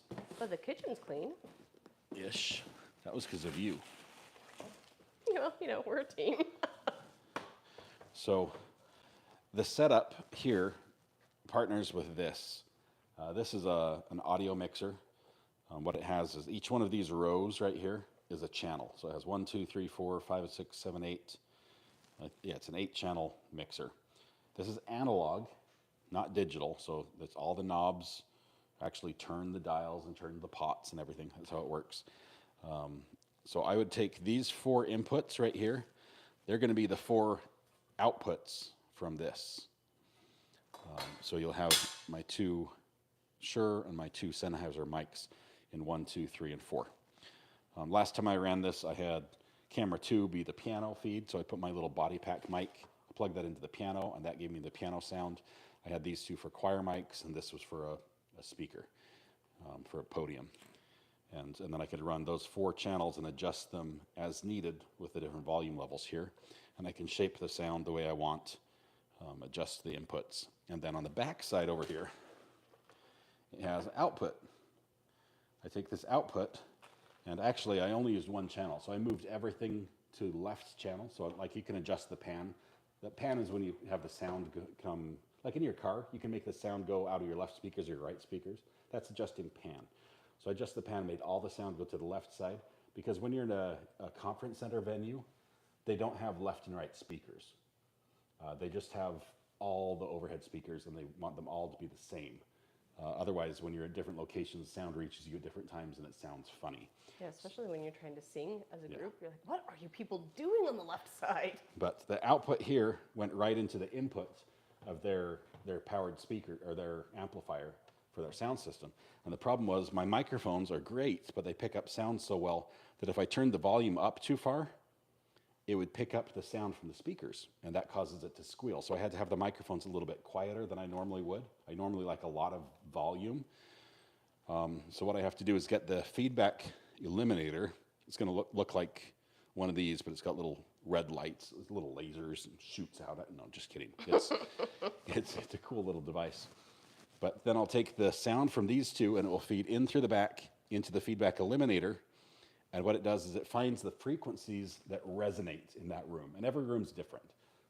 Just the way sound waves work. You can do this if you go in the shower and sing in the shower. Sometimes there's that perfect pitch where it just sounds like your shower is just like ringing like a bell. It's like, whoa! And it's like, whoa, that's cool. That's a frequency. That's a resonant frequency. And it will find those frequencies that the mic just is really susceptible to. And it will just tune that one frequency out. And so it'll go through and it'll find 24 of those frequencies, up to 24 on each channel. And it just gets rid of that. That allows me to push the volume louder so everyone can hear really well, and it not have any feedback. So. Red Pen says, okay, I'm getting lost, so I'm going to check out. Have a great night, all. Basically, I always try to get the best audio. You know me, I love audio, and I want the audio to sound really good. And that one piece of equipment allows me to take it up a notch that I haven't been able to do before. So That's awesome. Dog Lover says, okay, appropriate question, which I love that you're like As opposed to all delineating. the others. Yes, exactly. When do you have the items that you need? Or, I'm sorry, when will you have the items that you need, and will you finish the product when you get them? What? Yes. Oh, the project. Will you show us putting it together? Yes, I'm gonna put this on just because I can right now. Let's see. While you're doing that, Mary M asks, did you ever take radio and TV in high school? Did they have TV when you were in high school? My high school. Oh, Scott, that was funny. Come on. Chat, laugh at me she's in because trouble. She's in nobody trouble. laughs at me. I am funny. Yeah, we didn't have a radio back then or television. No. Now, all jokes aside, my high school had a shop class. That's what was our big thing. We had a huge automotive shop. I was not big into fixing cars. I'm still not big into fixing cars. But in college, I took radio and TV classes. So we got to do recording for the radio station. We had our broadcast. The school has a broadcast license that broadcast. Got to take a class there. That was fun, but I really loved the TV side of it, and that's what I majored in. So, what was the question? It's so funny. If you took TV and radio in high school, thank you everybody who's laughing. I appreciate that. Scott plays so deadpan that he forgets that some people like to have their jokes laughed at. Anyway, it is interesting watching Scott's college videos that he did. His skill was very, very high on the technology side of it, and the working back behind the camera side of it is really, really good. And now he's really good in front of the camera. But there may have been a little bit of a learning curve on that one. I'm just going to mount this so we have it somewhere. I laugh at you every time, I swear. Thank you. RA, this is the stereo in your car set from the front and rear and balanced, so it's perfect in the driver's seat and just a bit off in the rest of the car. Yes. Who said that? Was that Greeners? Steven. Steve, thank you. What's wrong with it? It's perfect for my Crazy. ears too.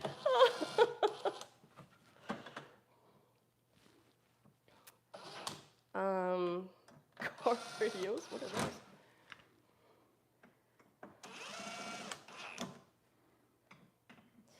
Mary Ann says, I did take radio and TV. They were just coming out with computers. I didn't take that course. Truly, when I was in college, the internet was just coming into its own. Email was still like so amazing. Yeah, I never knew how email worked until I was nearly married. Even then. What? You're always more tech savvy than I was. I know, but email was just, how does it know where to go? That was my question. I mean, the mailman knows where the states are, but how does the email know where to go? It IP stops addresses off at were the beyond me. NSA and then it delivers to whoever. I can't believe I bought the 16-hole unit when I only needed 8. That was like 20 bucks. I could have spent 10. I said, how many times have we seen him try to mount that back plate? This was successful. This was. I'm going to count this as a success. So we're going to, let me show you what it's going to look like here really quickly. I'll have to get all these zip tied together, so I need zip ties as well, which scare me, by the way. Zip ties are dangerous. Oh, they are. We're not going to tell the story because Mrs. Ari will have nightmares. I already have nightmares. They So- can be dangerous. When we're traveling, this clips on the end, okay? And so it's got a special little latch here.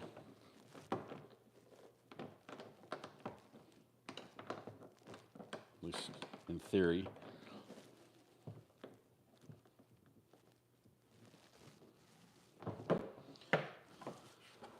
So maybe I put it on wrong.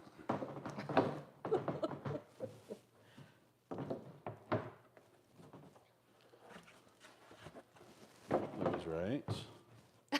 Mike Lowry asks, what's he building? And Matthew Harris says, it's a birdhouse. I'm on the wrong side. I can't figure this out. I'm going to blame it on that. Okay, so there is a top and a bottom. I think this one goes here.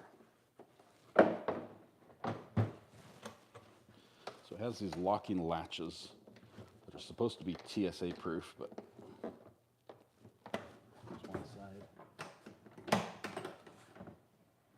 Lenova has a good question. She says, will it be hard to travel with through the airport, or will you drive with it? I could ship this, but it's not the. It's mostly something I would drive with. I wouldn't mail it. I wouldn't like air cargo this one. It's not quite heavy enough. Throw on an engine and a couple of wheels, and that thing can drive you. They make very big. versions of this. No more comments from the peanut gallery.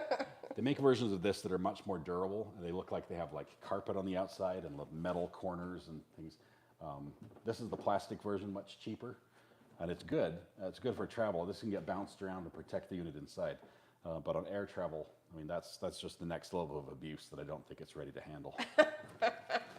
They take their jobs seriously. So now the trick is this going to fit with the antennas installed? Yes, beautiful. Look at that. I don't even have to take the antennas off. I think it is heavy Lenova, but it has wheels on it. It literally does have wheels. We're halfway there, Scott. Okay. So the wheels are on this side, so I can just pick it up and move it around quite nicely. They're like high quality rollerblading wheels. They're fast. That was a very funny visual. There we go. Blackbird Squeaks. Yes. Or Hey, Blackbird. Squeaks, yeah, Squeaks. Says, you might get a look if you stop with that in your back seat. What, Ossifer? I'm gonna have more than this.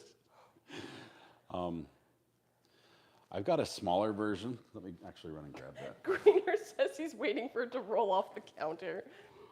Not gonna happen. Oh, I was gonna get the ring light so that everyone could see what we were doing, but.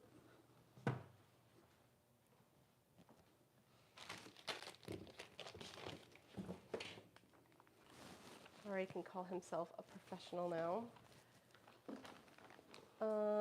Dog Lover says, I'm in a wheelchair, and I don't travel by plane because they destroy our wheelchairs. I was in Barcelona without a wheelchair. New level of trauma. Oh. So this is the case I'm going to be taking with us on our travel across the country. These stickers are. Are you washing it with your hands?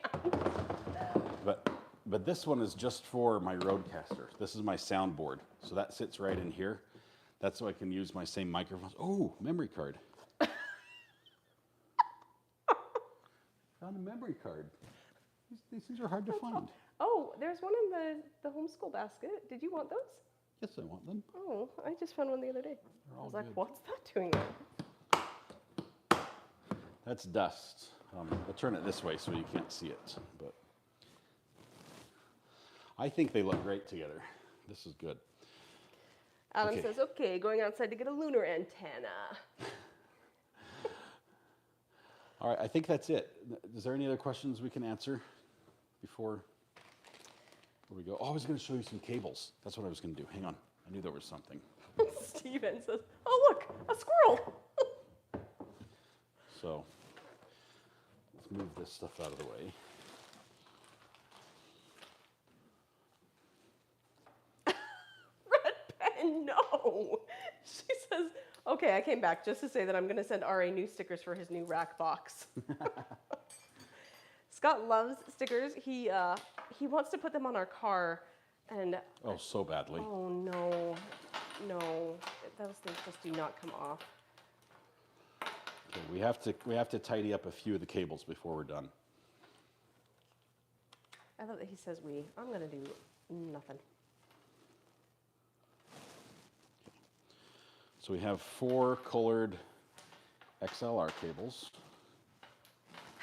And RA has 56 people in here getting ready to look at cables. Hey, this is important stuff. This is my happy place. Okay. So I try to sort the cables into styles. Let's see. Green's backwards. There we go.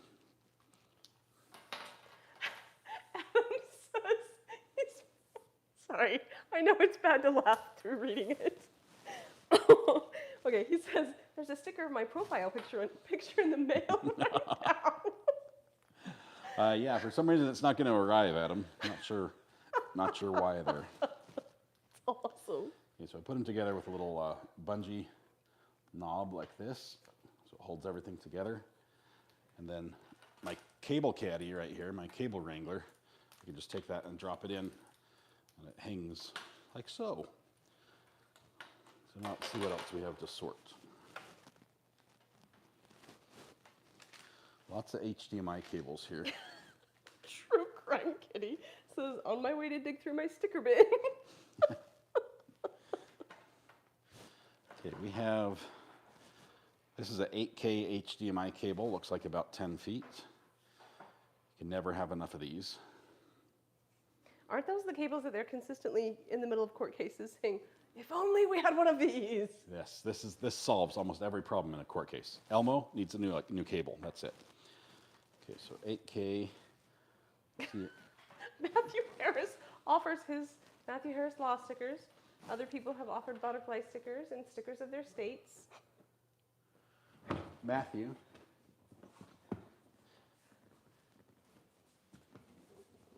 What do you see there? I've already got one on. I've got Recovery Addict right there. Somebody sent me this Recovery Addict. This is another YouTuber that go metal detecting with, Swamp Critter. Sweetwater, Bitcoin, B&H Photo. Yeah. Mr. Fixit says, is anyone else a little bit concerned about RA?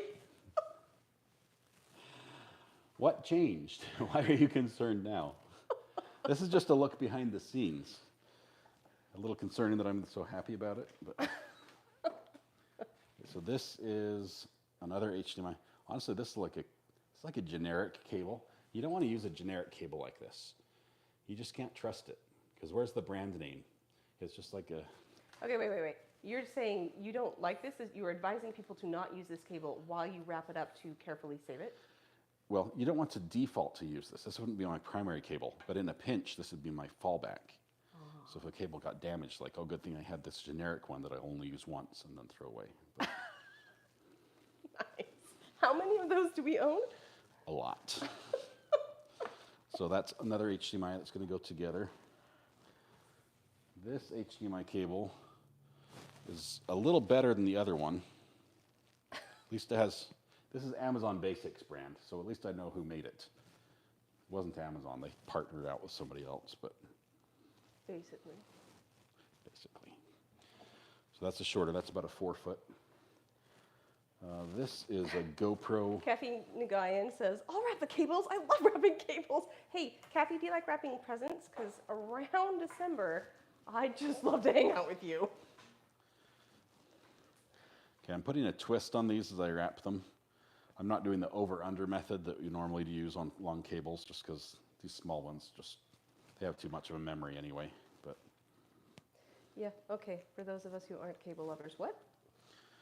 there's a certain way, a professional way to wrap cable. They call it over and under. It's where you go forward and then you put a twist in it, forward and a twist in it. Oh, that's what Kathy was saying.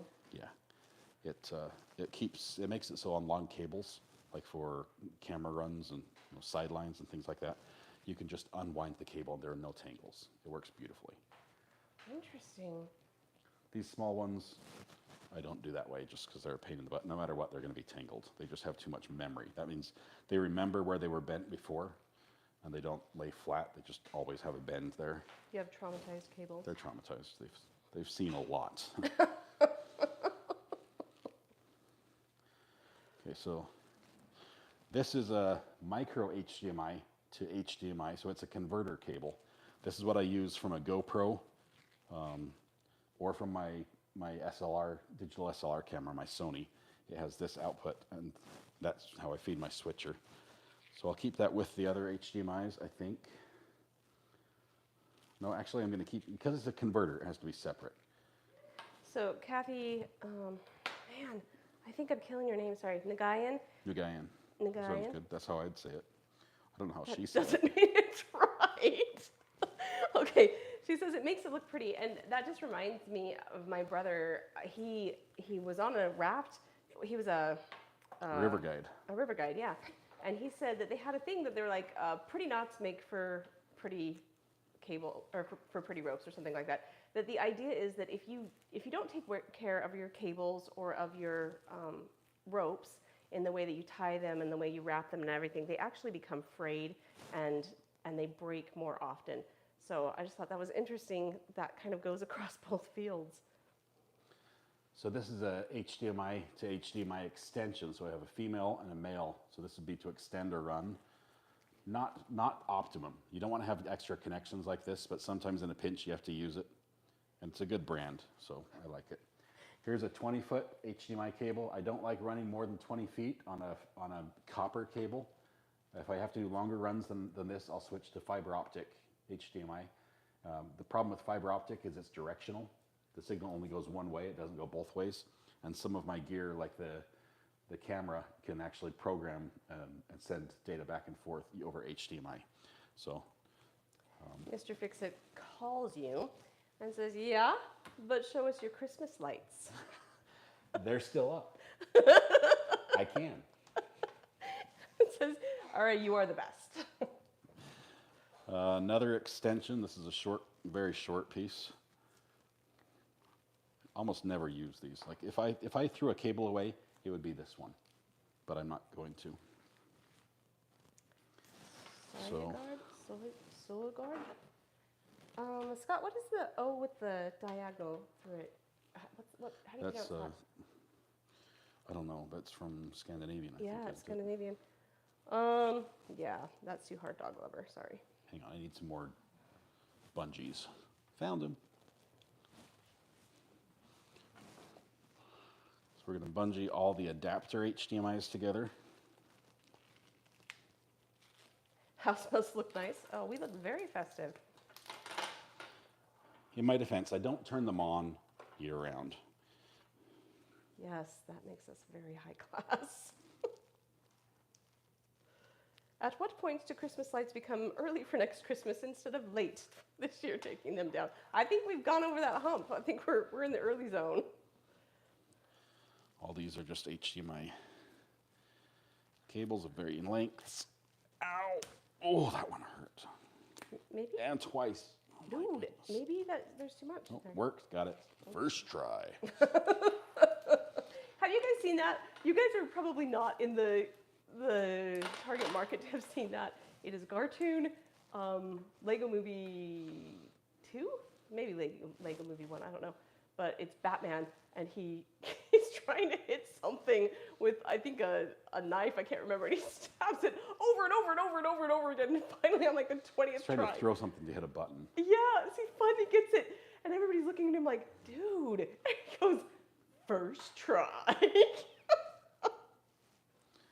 Here's another 20-foot HDMI cable.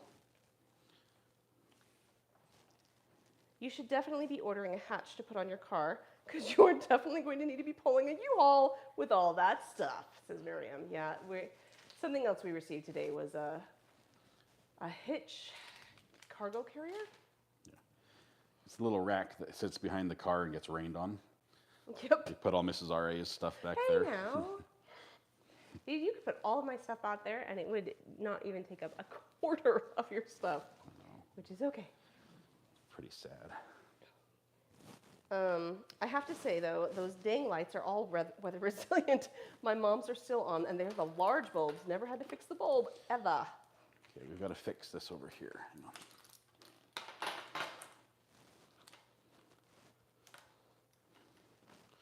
Here we go. This is a mess, but this is probably my favorite bundle. This has every adapter, audio adapter you can think of.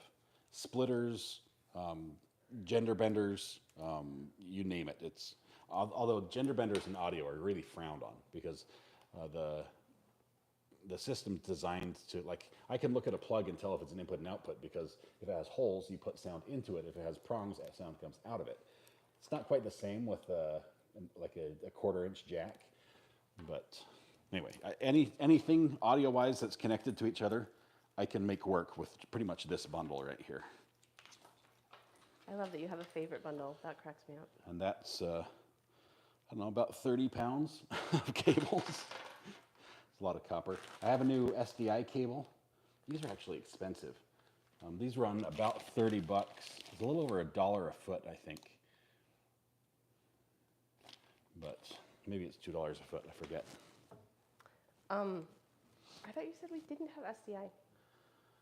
Well, I've got a little bit of SDI, because let me show you, there's more pieces. You're so excited. Got to bring some more toys out. I'm gonna get the cables out. Right, this started with here, we've got to clean up a little bit, and just more and more stuff keeps coming out.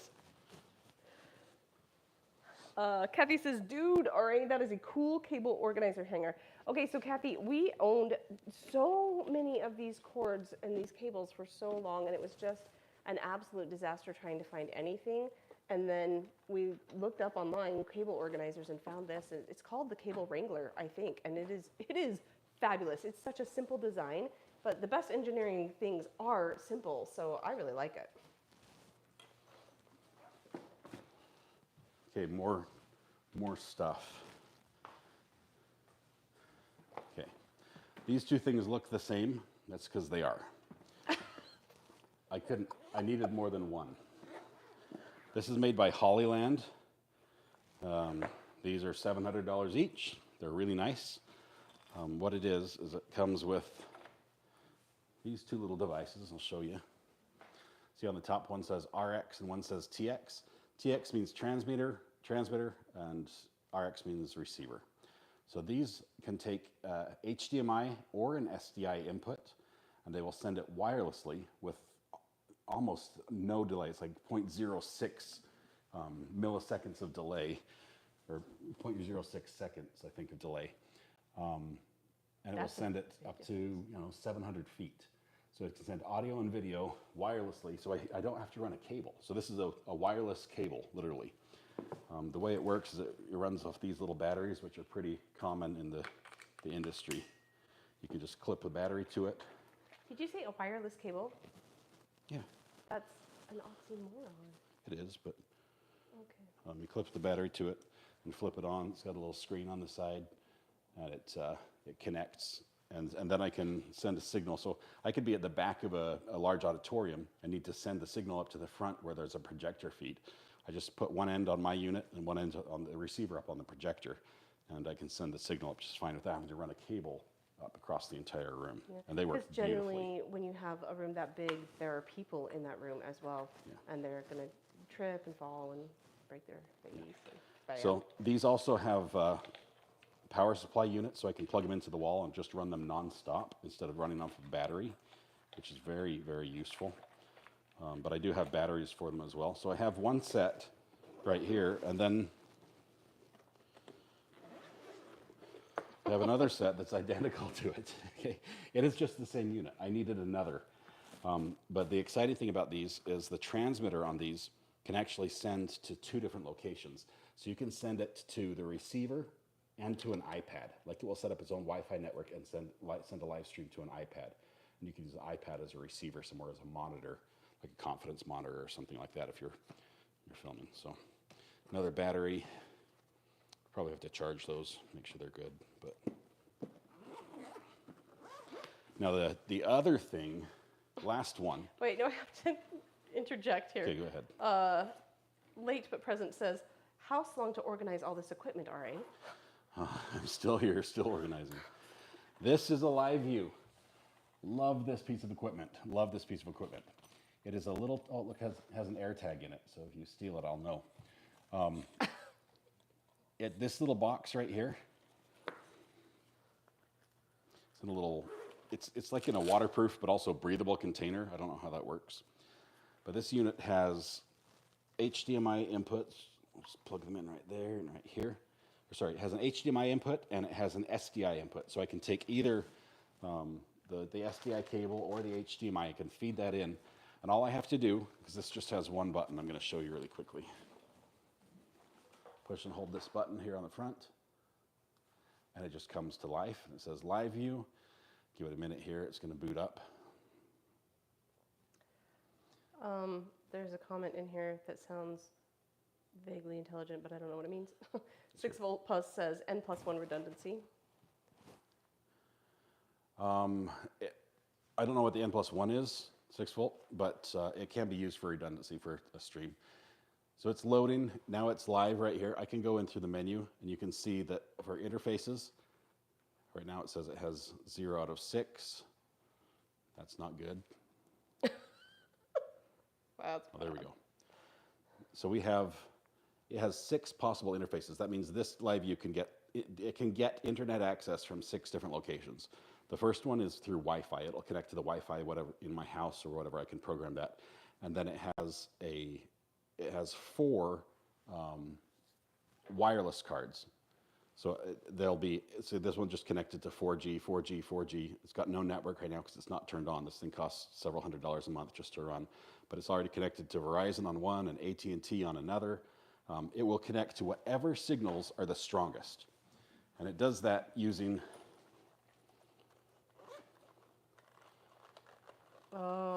these right here. These are modems. These are data modems. It has 2 on each side, 2 here and 2 over there. And so whatever cell signal is the strongest, doesn't matter which carrier, Verizon, Sprint, T-Mobile, whoever's got the best signal, AT&T, it will connect. These are they're carrier agnostic, I think they call them.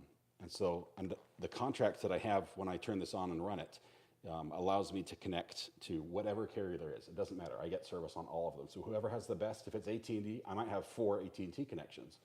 Or I might have 1 AT&T, 1 T-Mobile, 1 Verizon, and 1 Sprint. I think Sprint merged with somebody. But anyway, it just connects that way. And once it's all connected, I have one button. I can just hit play. And this will take my internet signal, like my signal from my switcher or whatever, and it will send it to YouTube directly. I can program the live feed. It will just push the button and it will go live. And it will use the power of these 4 modems to get up to a 4K signal pushed to the internet from anywhere you basically can have cell coverage, which is just really powerful. So we've used this. This is what we used in the Maya case down in Florida. We ran this in the courtroom. It's a tiny bit noisy when you power it with the wall power as well, because instead of just using the built-in battery, which can run for about 3 hours. Scott, these guys are so funny. It's an amazing group. Sorry, go ahead. It's noisy. It was so noisy the bailiff kept looking at me. I thought for sure I was going to get kicked out of court because the fan just gets a little loud. Not so loud that you can't talk. It was just you can hear like, oh, there's a fan over there type sound. And courts don't like that sound. So just gonna power this off instead of go live. Okay, so while he's doing that, somebody said, Dog Lover says, that means the rest of the comments are not intelligent. No, it means that it looked very techie to me, and that's way over my head. 6-Volt Buzz says it's just a fancy way of saying got 2 in case 1 quits. Energy says n+1 goes to Murphy's Law. Anything that can go wrong will go wrong. Therefore, 1 equals none. I don't know if I follow that logic. What is that? You can see, this is the Apple AirTag. Red Pen says, Celebrite is going to be after you, RA. Well, they'll have a lot of data to go through because a lot of connections. Anyway, this is super exciting. This allows me to, even if we go in a courtroom that has very bad coverage, this allows us to get a signal out. So this was expensive as well. Sorry, GoPerstic says, this is a better pitch than QVC, to be honest. I should probably start selling these, huh? This one's about $3,000. It's $900 for the modems. They're $450 for a pair of 2, and $2,100 for the LiveU itself. The bag it's in, this bag is $195. Worst price ever for a little bag. It's pathetic, but nobody else makes a bag that will hold this and ventilate the machine. So it's like they know you have to buy it from them. So they charge through the nose for it, but. Stick that AirTag on your wife. Dog Lover, I'm the wife. Got a kid with a cough and a half over there. I know, that's impressive. Paula Mack says, Jen, I hear that you were the one planning the route for your trip. Paula, I planned 3 routes for my trip, and Scott vetoed all 3 of them. Then he came up with the 4th. That's the one we're going with. I'm like, okay, that's I still don't know which one it was. I showed her the options. Didn't know that she was changing every time I found a new option. I'm like, well, here's one way we can do it. Here's another way. I planned it. I came up with all the hotels, all the activities, all the rest stops, and oh no, not that one. Let's I think do we're another. going through Cincinnati, and then before swinging down through Nebraska I don't. and Wyoming. Is that right? Cincinnati, is that Ohio. right? Or swing- I don't remember. I think we're going to Ohio. I don't know. I think we are too. I just don't know if we're going to be I've never been there. in Cincinnati. I don't think I've been there before. All right. People are wondering if you are trying to sell stuff to them. Other people are. Are you buying? I'm accepting offers. I think Mrs. RA might make you a deal here just to get things off her counter. And somebody wanted to know, I lost it now, so I don't know who, but they were asking if they could ask a Karen Reed question. I-44 through Missouri. Oh, Paula, I do not know. See, here's the problem. Every time I ask Siri, I'm like, hey, how do I get from here to where I'm going? It's like, well, the flavor today is this. I'm like, oh my gosh, how are we ever going to figure this out if Siri can't figure it out? Yeah, it's fun. Okay. That's all I had, guys. I think it took longer than the half hour I thought it would take to build it, but Red Pen says Nebraska, that will take you through Iowa. Are we going to Iowa? Are we in I Iowa? think so. We might be in Iowa. She says, I'm on I-80. Sweet. Coming to Ohio, RA, woot. Red Pen, I'm wondering if we could go through Amazon and get you a YouTube sticker. Cheryl C., he'll have a tracker device on his car. That's probably true. I'll have the Apple AirTag, I think. Okay, so here's the Karen Reed question. Why did Bev impound the jurors' identities? Please. Oh, Wait. There's more to the question. Hadn't she already done that and left it to the jurors to speak out? And a further question, what does it mean to impound the jurors' identities? we explained this already. It's like getting your car impounded. That's where they take it away from you and you don't get to see it. It's kept at some police station somewhere. They're keeping the jurors' names secret. And this may have been, I'll have to look at the timestamp, but this could have been a response to the motion, meaning that it's to protect the jurors' identities while the court looks at what to do next. So if the court decides to do a post-verdict inquiry with the jury, it would be beneficial to them if the public didn't know all about who the jury was, right? It would be beneficial if they still were sort of secret for the most part. And that's the step she took. And it only was a 10-day delay. Normally this process, as it works through the paperwork, this would become public as just a course of, of law. This is, the court is finished, the names are published, the record's finalized, and it's done. And that would happen. She said she put a hold on that and said, instead, we're going to keep their names secret for 10 days. So in that 10 days, something's going to happen. First of all, I don't think she would have done this if she wasn't going to do something in 10 days. So I don't think she's just going to let this expire 10 days from now. Within the next week, we're going to see from Judge either action where she says, yeah, we are going to, retroactively declare not guilty, acquittal on 2 charges. I don't think that's going to happen. I don't think she's going to do that because that really looks bad on her from either of the ways. Either her saying, you're right, the jury did that, or you're right, I should have talked to the counsel before I declared the mistrial. Either one looks bad on the judge. I don't think she's going to do that. I think she'll do the third option where they do the jury inquiry and they can sort of blame it on the jury for not doing the paperwork right. That gives her a way to save face if she chooses to do anything at all, which I'm not convinced she is. I think she will. But I think the most telling news is knowing that the jury was 100% not guilty on 2 of the 3 charges.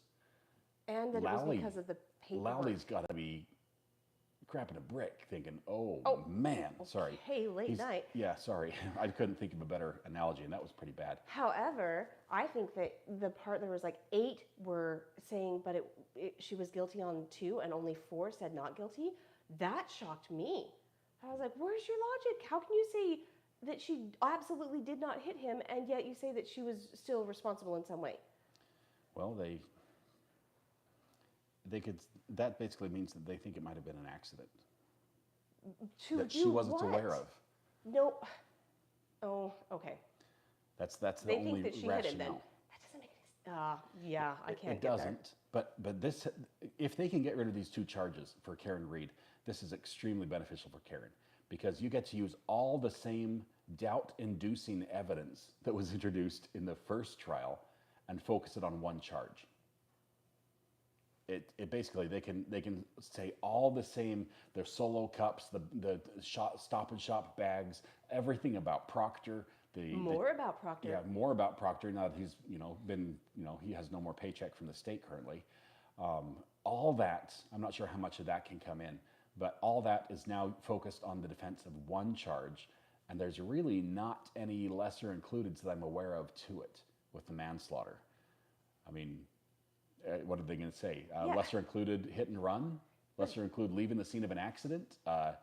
No, there's really nothing they can go down to. That's pretty much the bottom of the barrel when it comes to a death, whether it was murder or accidental. If they're going to do that, I think that the defense needs to push so hard on the reality that it just was not possible. There's just not, his body did not exhibit the evidence that he had been struck by a car. Period. Space. It just, it wasn't there. If they can push that hard, then I don't know how you could possibly get to manslaughter. I think also, you can't really fault Mr. Yannetti and Jackson for how they ran the case. They did a good job. But I think next time around, skip the Alberts, skip the McCabe's. The problem is it might have happened, but that's all it is. There's just, this could have happened. They had to address Little it, green though. men also might have come down from the sky and done it. There's no evidence of that, but it could have happened. And really, I think they need to focus on more that what did happen and what there is evidence of. So I guess, yes, there's the butt dials, that sort of stuff needs to come in.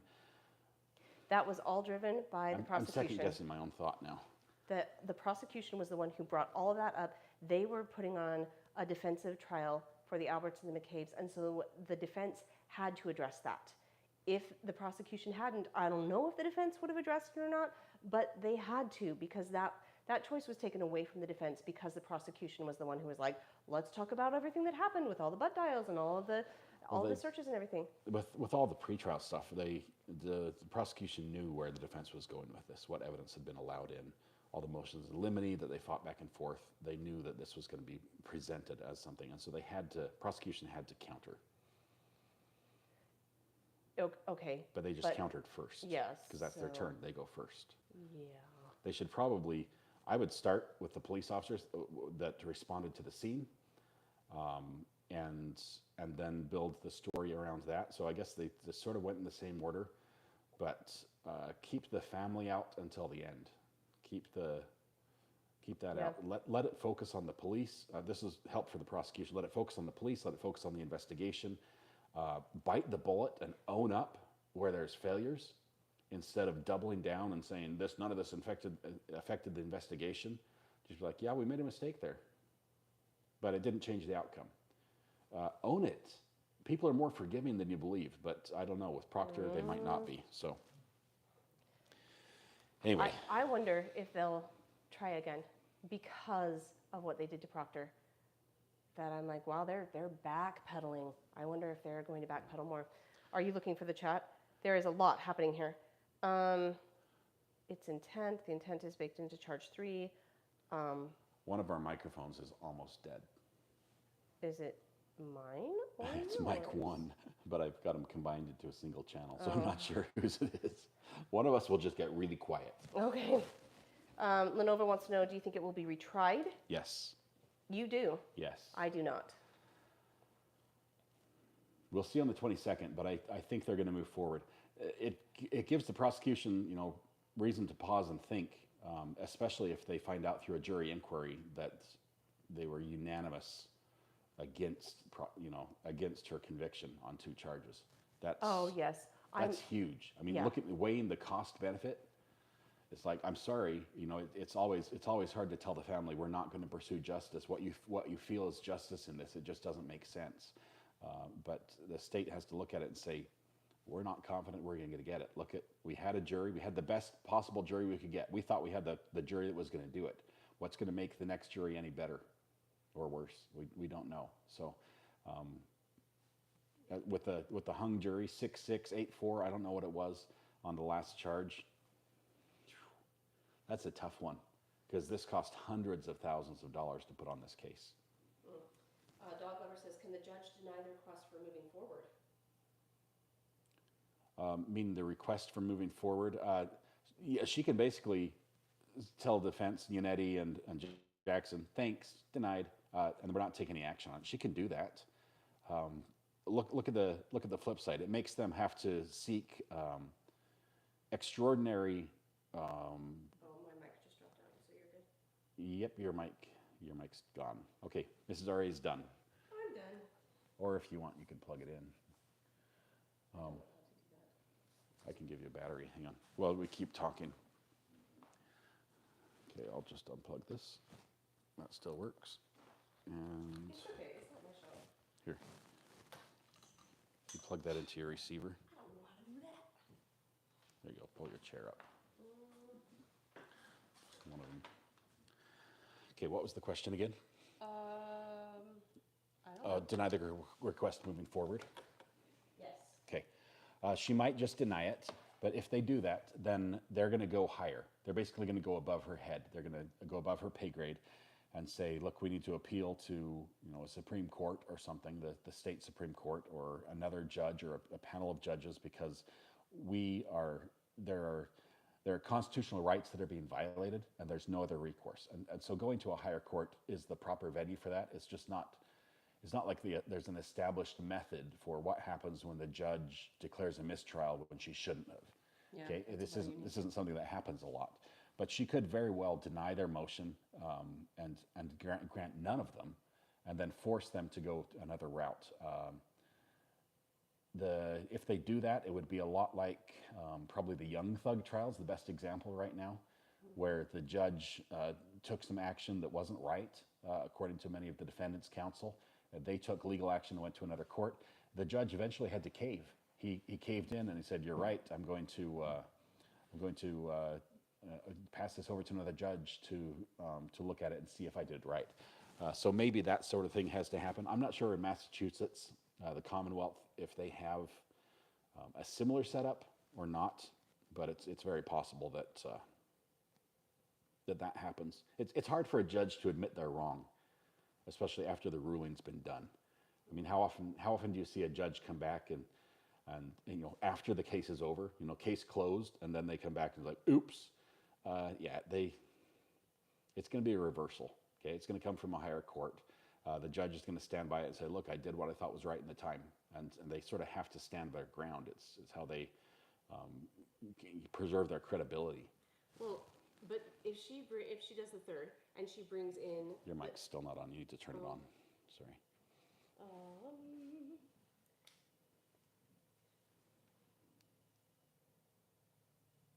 Can you hear me now? Now you can't. Well, wait for it to connect. 3, 2, 1. Can you hear me, anybody?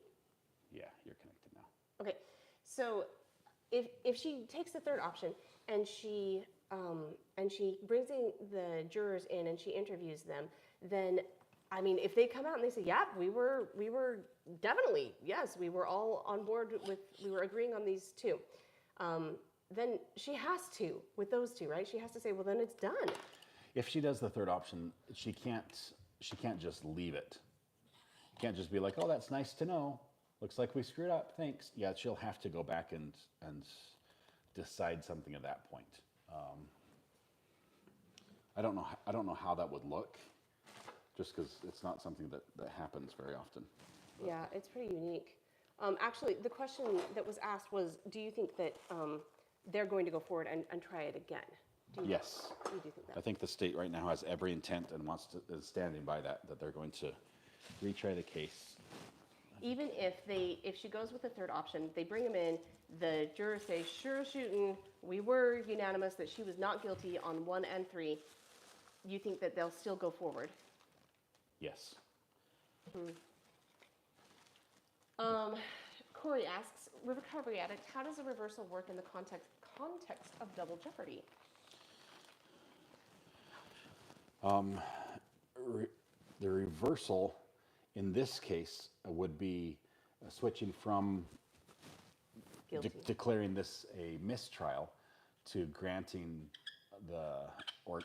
this squeaks really badly, to saying that it was not guilty, which doesn't apply. Double jeopardy only applies if you get tried again for the same charge. Now, look at the Tennessee cold. What was the Tennessee cold case we just had with David Swift? In that case, yeah, it was 13 years to get to trial, but the jury came back and the judge pulled the jury and said, as to this charge, what did you find? The jury said, not guilty. They said they were hung. They came back hung. That was the message. The judge pulled them and said, what about this charge, this charge, this charge? And he went all the way down until he found the point they were hung at. And everything above that, he declared, these charges, you have been found not guilty.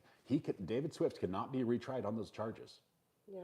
I think That's what should right. happen. That's just what should happen with Karen Reed. Charge 1 and 3 should were be those thrown charges? out. Murder 2 and leaving the scene of the accident with hitting somebody with a car and leaving the scene or something like that. It was like a hit and run type charge. And they said she's not guilty of that. Right. But they were not, in fact, they leaned toward guilty on which one? On manslaughter. Which would be the charge if it was a car accident, right? Like a non-purposeful car accident. That's got to be, that doesn't make any sense.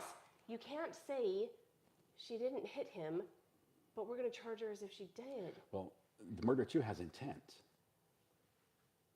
Oh, okay. So she says there's no intent there, or they couldn't prove it. And also they had issues, if we believe some of the notes we read from the filings that were released today. The jury also had issues with the fact that there was dual. I mean, the medical report, the ME's death certificate, has 2 things on it. It's got hypothermia and the head injury, and she didn't cause both. So how can you say she's guilty if it was the combined thing that killed him? If she only caused part of it in their mind, they said you can't do that. Just the way the medical examiner wrote the report. That's interesting. Trying to see if there's. What you doing? I don't know. Wanted to see the live stream, see what it looks like. That's good. Good. Well, Bev said that the form was a standard Massachusetts state form. So is she at fault or the state? Okay. So just basically, yeah, no, go ahead. This form, this is interesting because the form was a debated topic during the trial.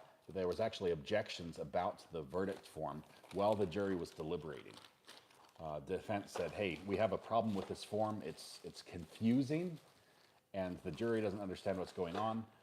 I think it should be written a different way. And the judge said, no, that's standard. We're leaving it that way. And now we find out. Well, she came back, though. She was like, yeah, you're right. Let me write this really confusing paragraph that. She tried to fix it a little bit, but I don't think it was what they needed. Either way, the jury was still confused. And now she finds out the jury was still confused. And that might have been the reason why they didn't say, we've reached a verdict on these charges and not the others. So tricky, though, because once they've been released, you know that they're talking to each other and to other people and to maybe they're watching this kind of stuff. It's very difficult to say, now there's still an unbiased jury. And when they declare that, sure, this did happen, well, but did it? Or did they come out and listen to everybody and are like, whoa, we got that wrong. Let's see if we can fix that. I mean, I do not believe that's what's happening, but how can you tell?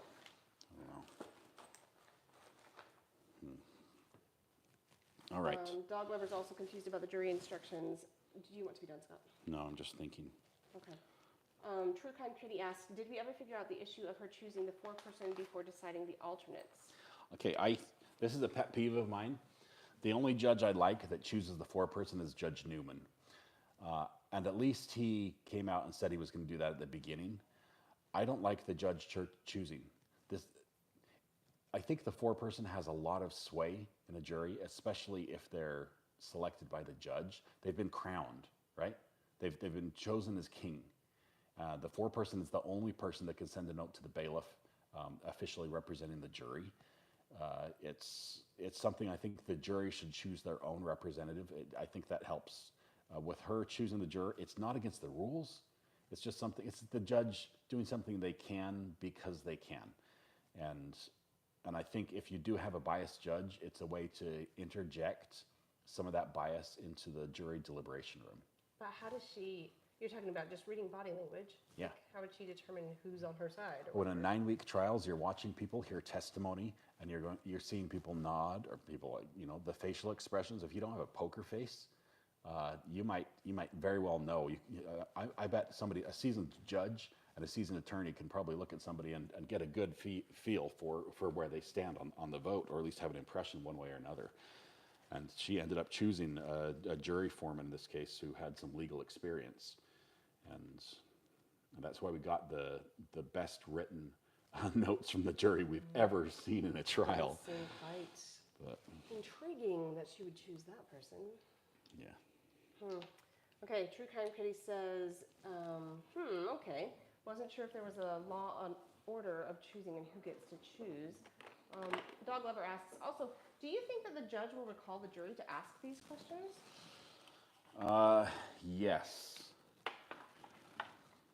I think they will, because I think they know that if they don't, this is going to the Supreme Court, right?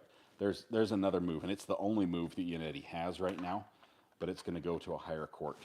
And I think she wants to take the action to say, look, we tried everything. I tried to do as right as I possibly could. But especially if she acknowledges, like she did before, she acknowledged that she had done wrong and needed to change the verdict form a little bit. Okay, but it's a mistrial. Like if you go to the Supreme Court or the appeals court, you're like, okay, so we won and then we get to try it again. Wait, that's exactly what we were doing before. Like, what's the advantage? Say that again. So if they go to the Supreme Court and the Supreme Court says, you're right, try it again, like an appeals court, that's what's happening anyway because it's a mistrial. I think it's a question of whether she finds it or it goes to a higher court.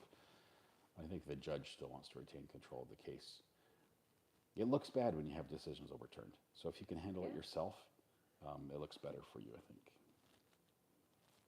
So let's say that she does. Let's say she brings them in and asks them all, were you unanimous? They all say, yes, we were unanimous. Then I can't imagine her doing anything other than saying, okay, then due to the Constitution of the United States, you cannot be held in double jeopardy. Therefore, she cannot be tried for those two things. And that enables her to retain it the trial will come before her again if they choose to retry it. Is that what you're saying? Yes.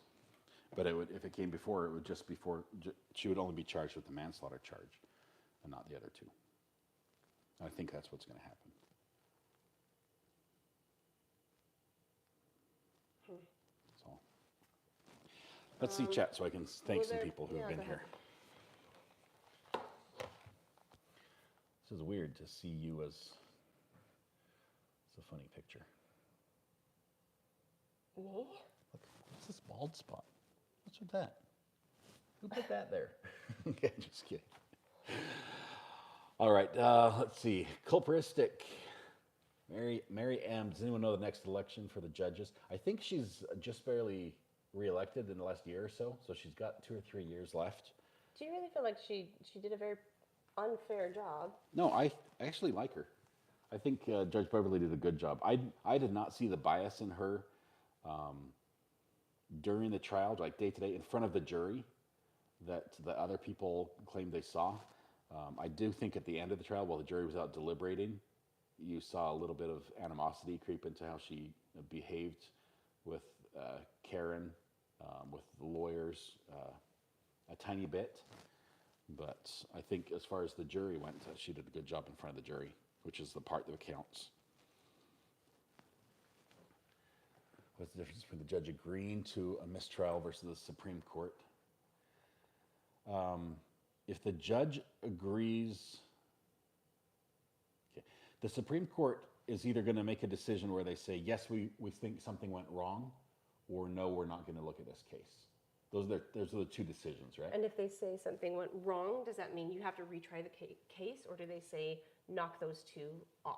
They have a couple options. I think they can kick it back to that court to say, fix it.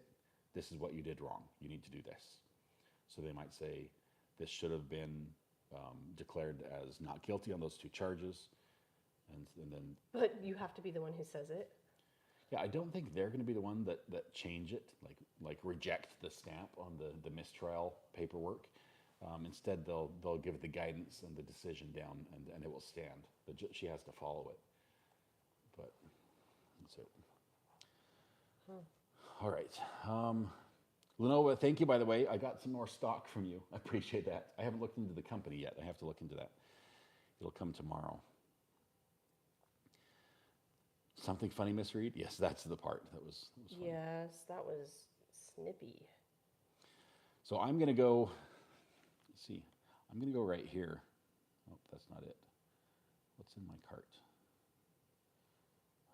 Stop. Do not hit buy. I'm going to look and see what we have left. They're logged in. Okay. Sennheiser.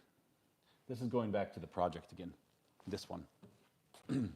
Sennheiser 2 antenna front mount kit for receivers. I need 2 of those. That's $90. I don't need any of these. Yay, that saves me $40. I need 2 of these. That's $18. I need 10 of these. That's $10. I need 1 of these. That's 123. Oh, 123 means I don't need any of these. That saves me 90. Woo, we're saving money all over the place. I need 2 of those. Another $10. 4 short cables. Okay, guys, it's been fun. I've got to go. I gotta go to bed, but I also have to make sure everybody else is good tonight. Good to talk to everybody. I'm going to bed. Okay. To finish the case, $417 parts and pieces, plus the little screw parts, and then another $417 for. So $800, $900 bucks, it'll be done. Almost there. All right, this has been a lot of fun. I appreciate you guys joining with me on this unboxing and build. We'll get there. I've been saving for a lot of this, and a lot of this, it's expensive, but the gigs on the side pay for this equipment, and so that makes it possible. Otherwise, I would never be buying this. So, all right. Hey, I'll sport a fanny pack. This is a fun fanny pack to wear. This is a brilliant one. So I like carrying this around. All right, no sign off on this one. Thanks for the build. I now have like an hour's worth of cleanup to take stuff and put it away. But you guys have yourselves a great night. We're gonna call it. We'll see you guys. I just don't know how to turn it off. See you in the morning. Bye bye.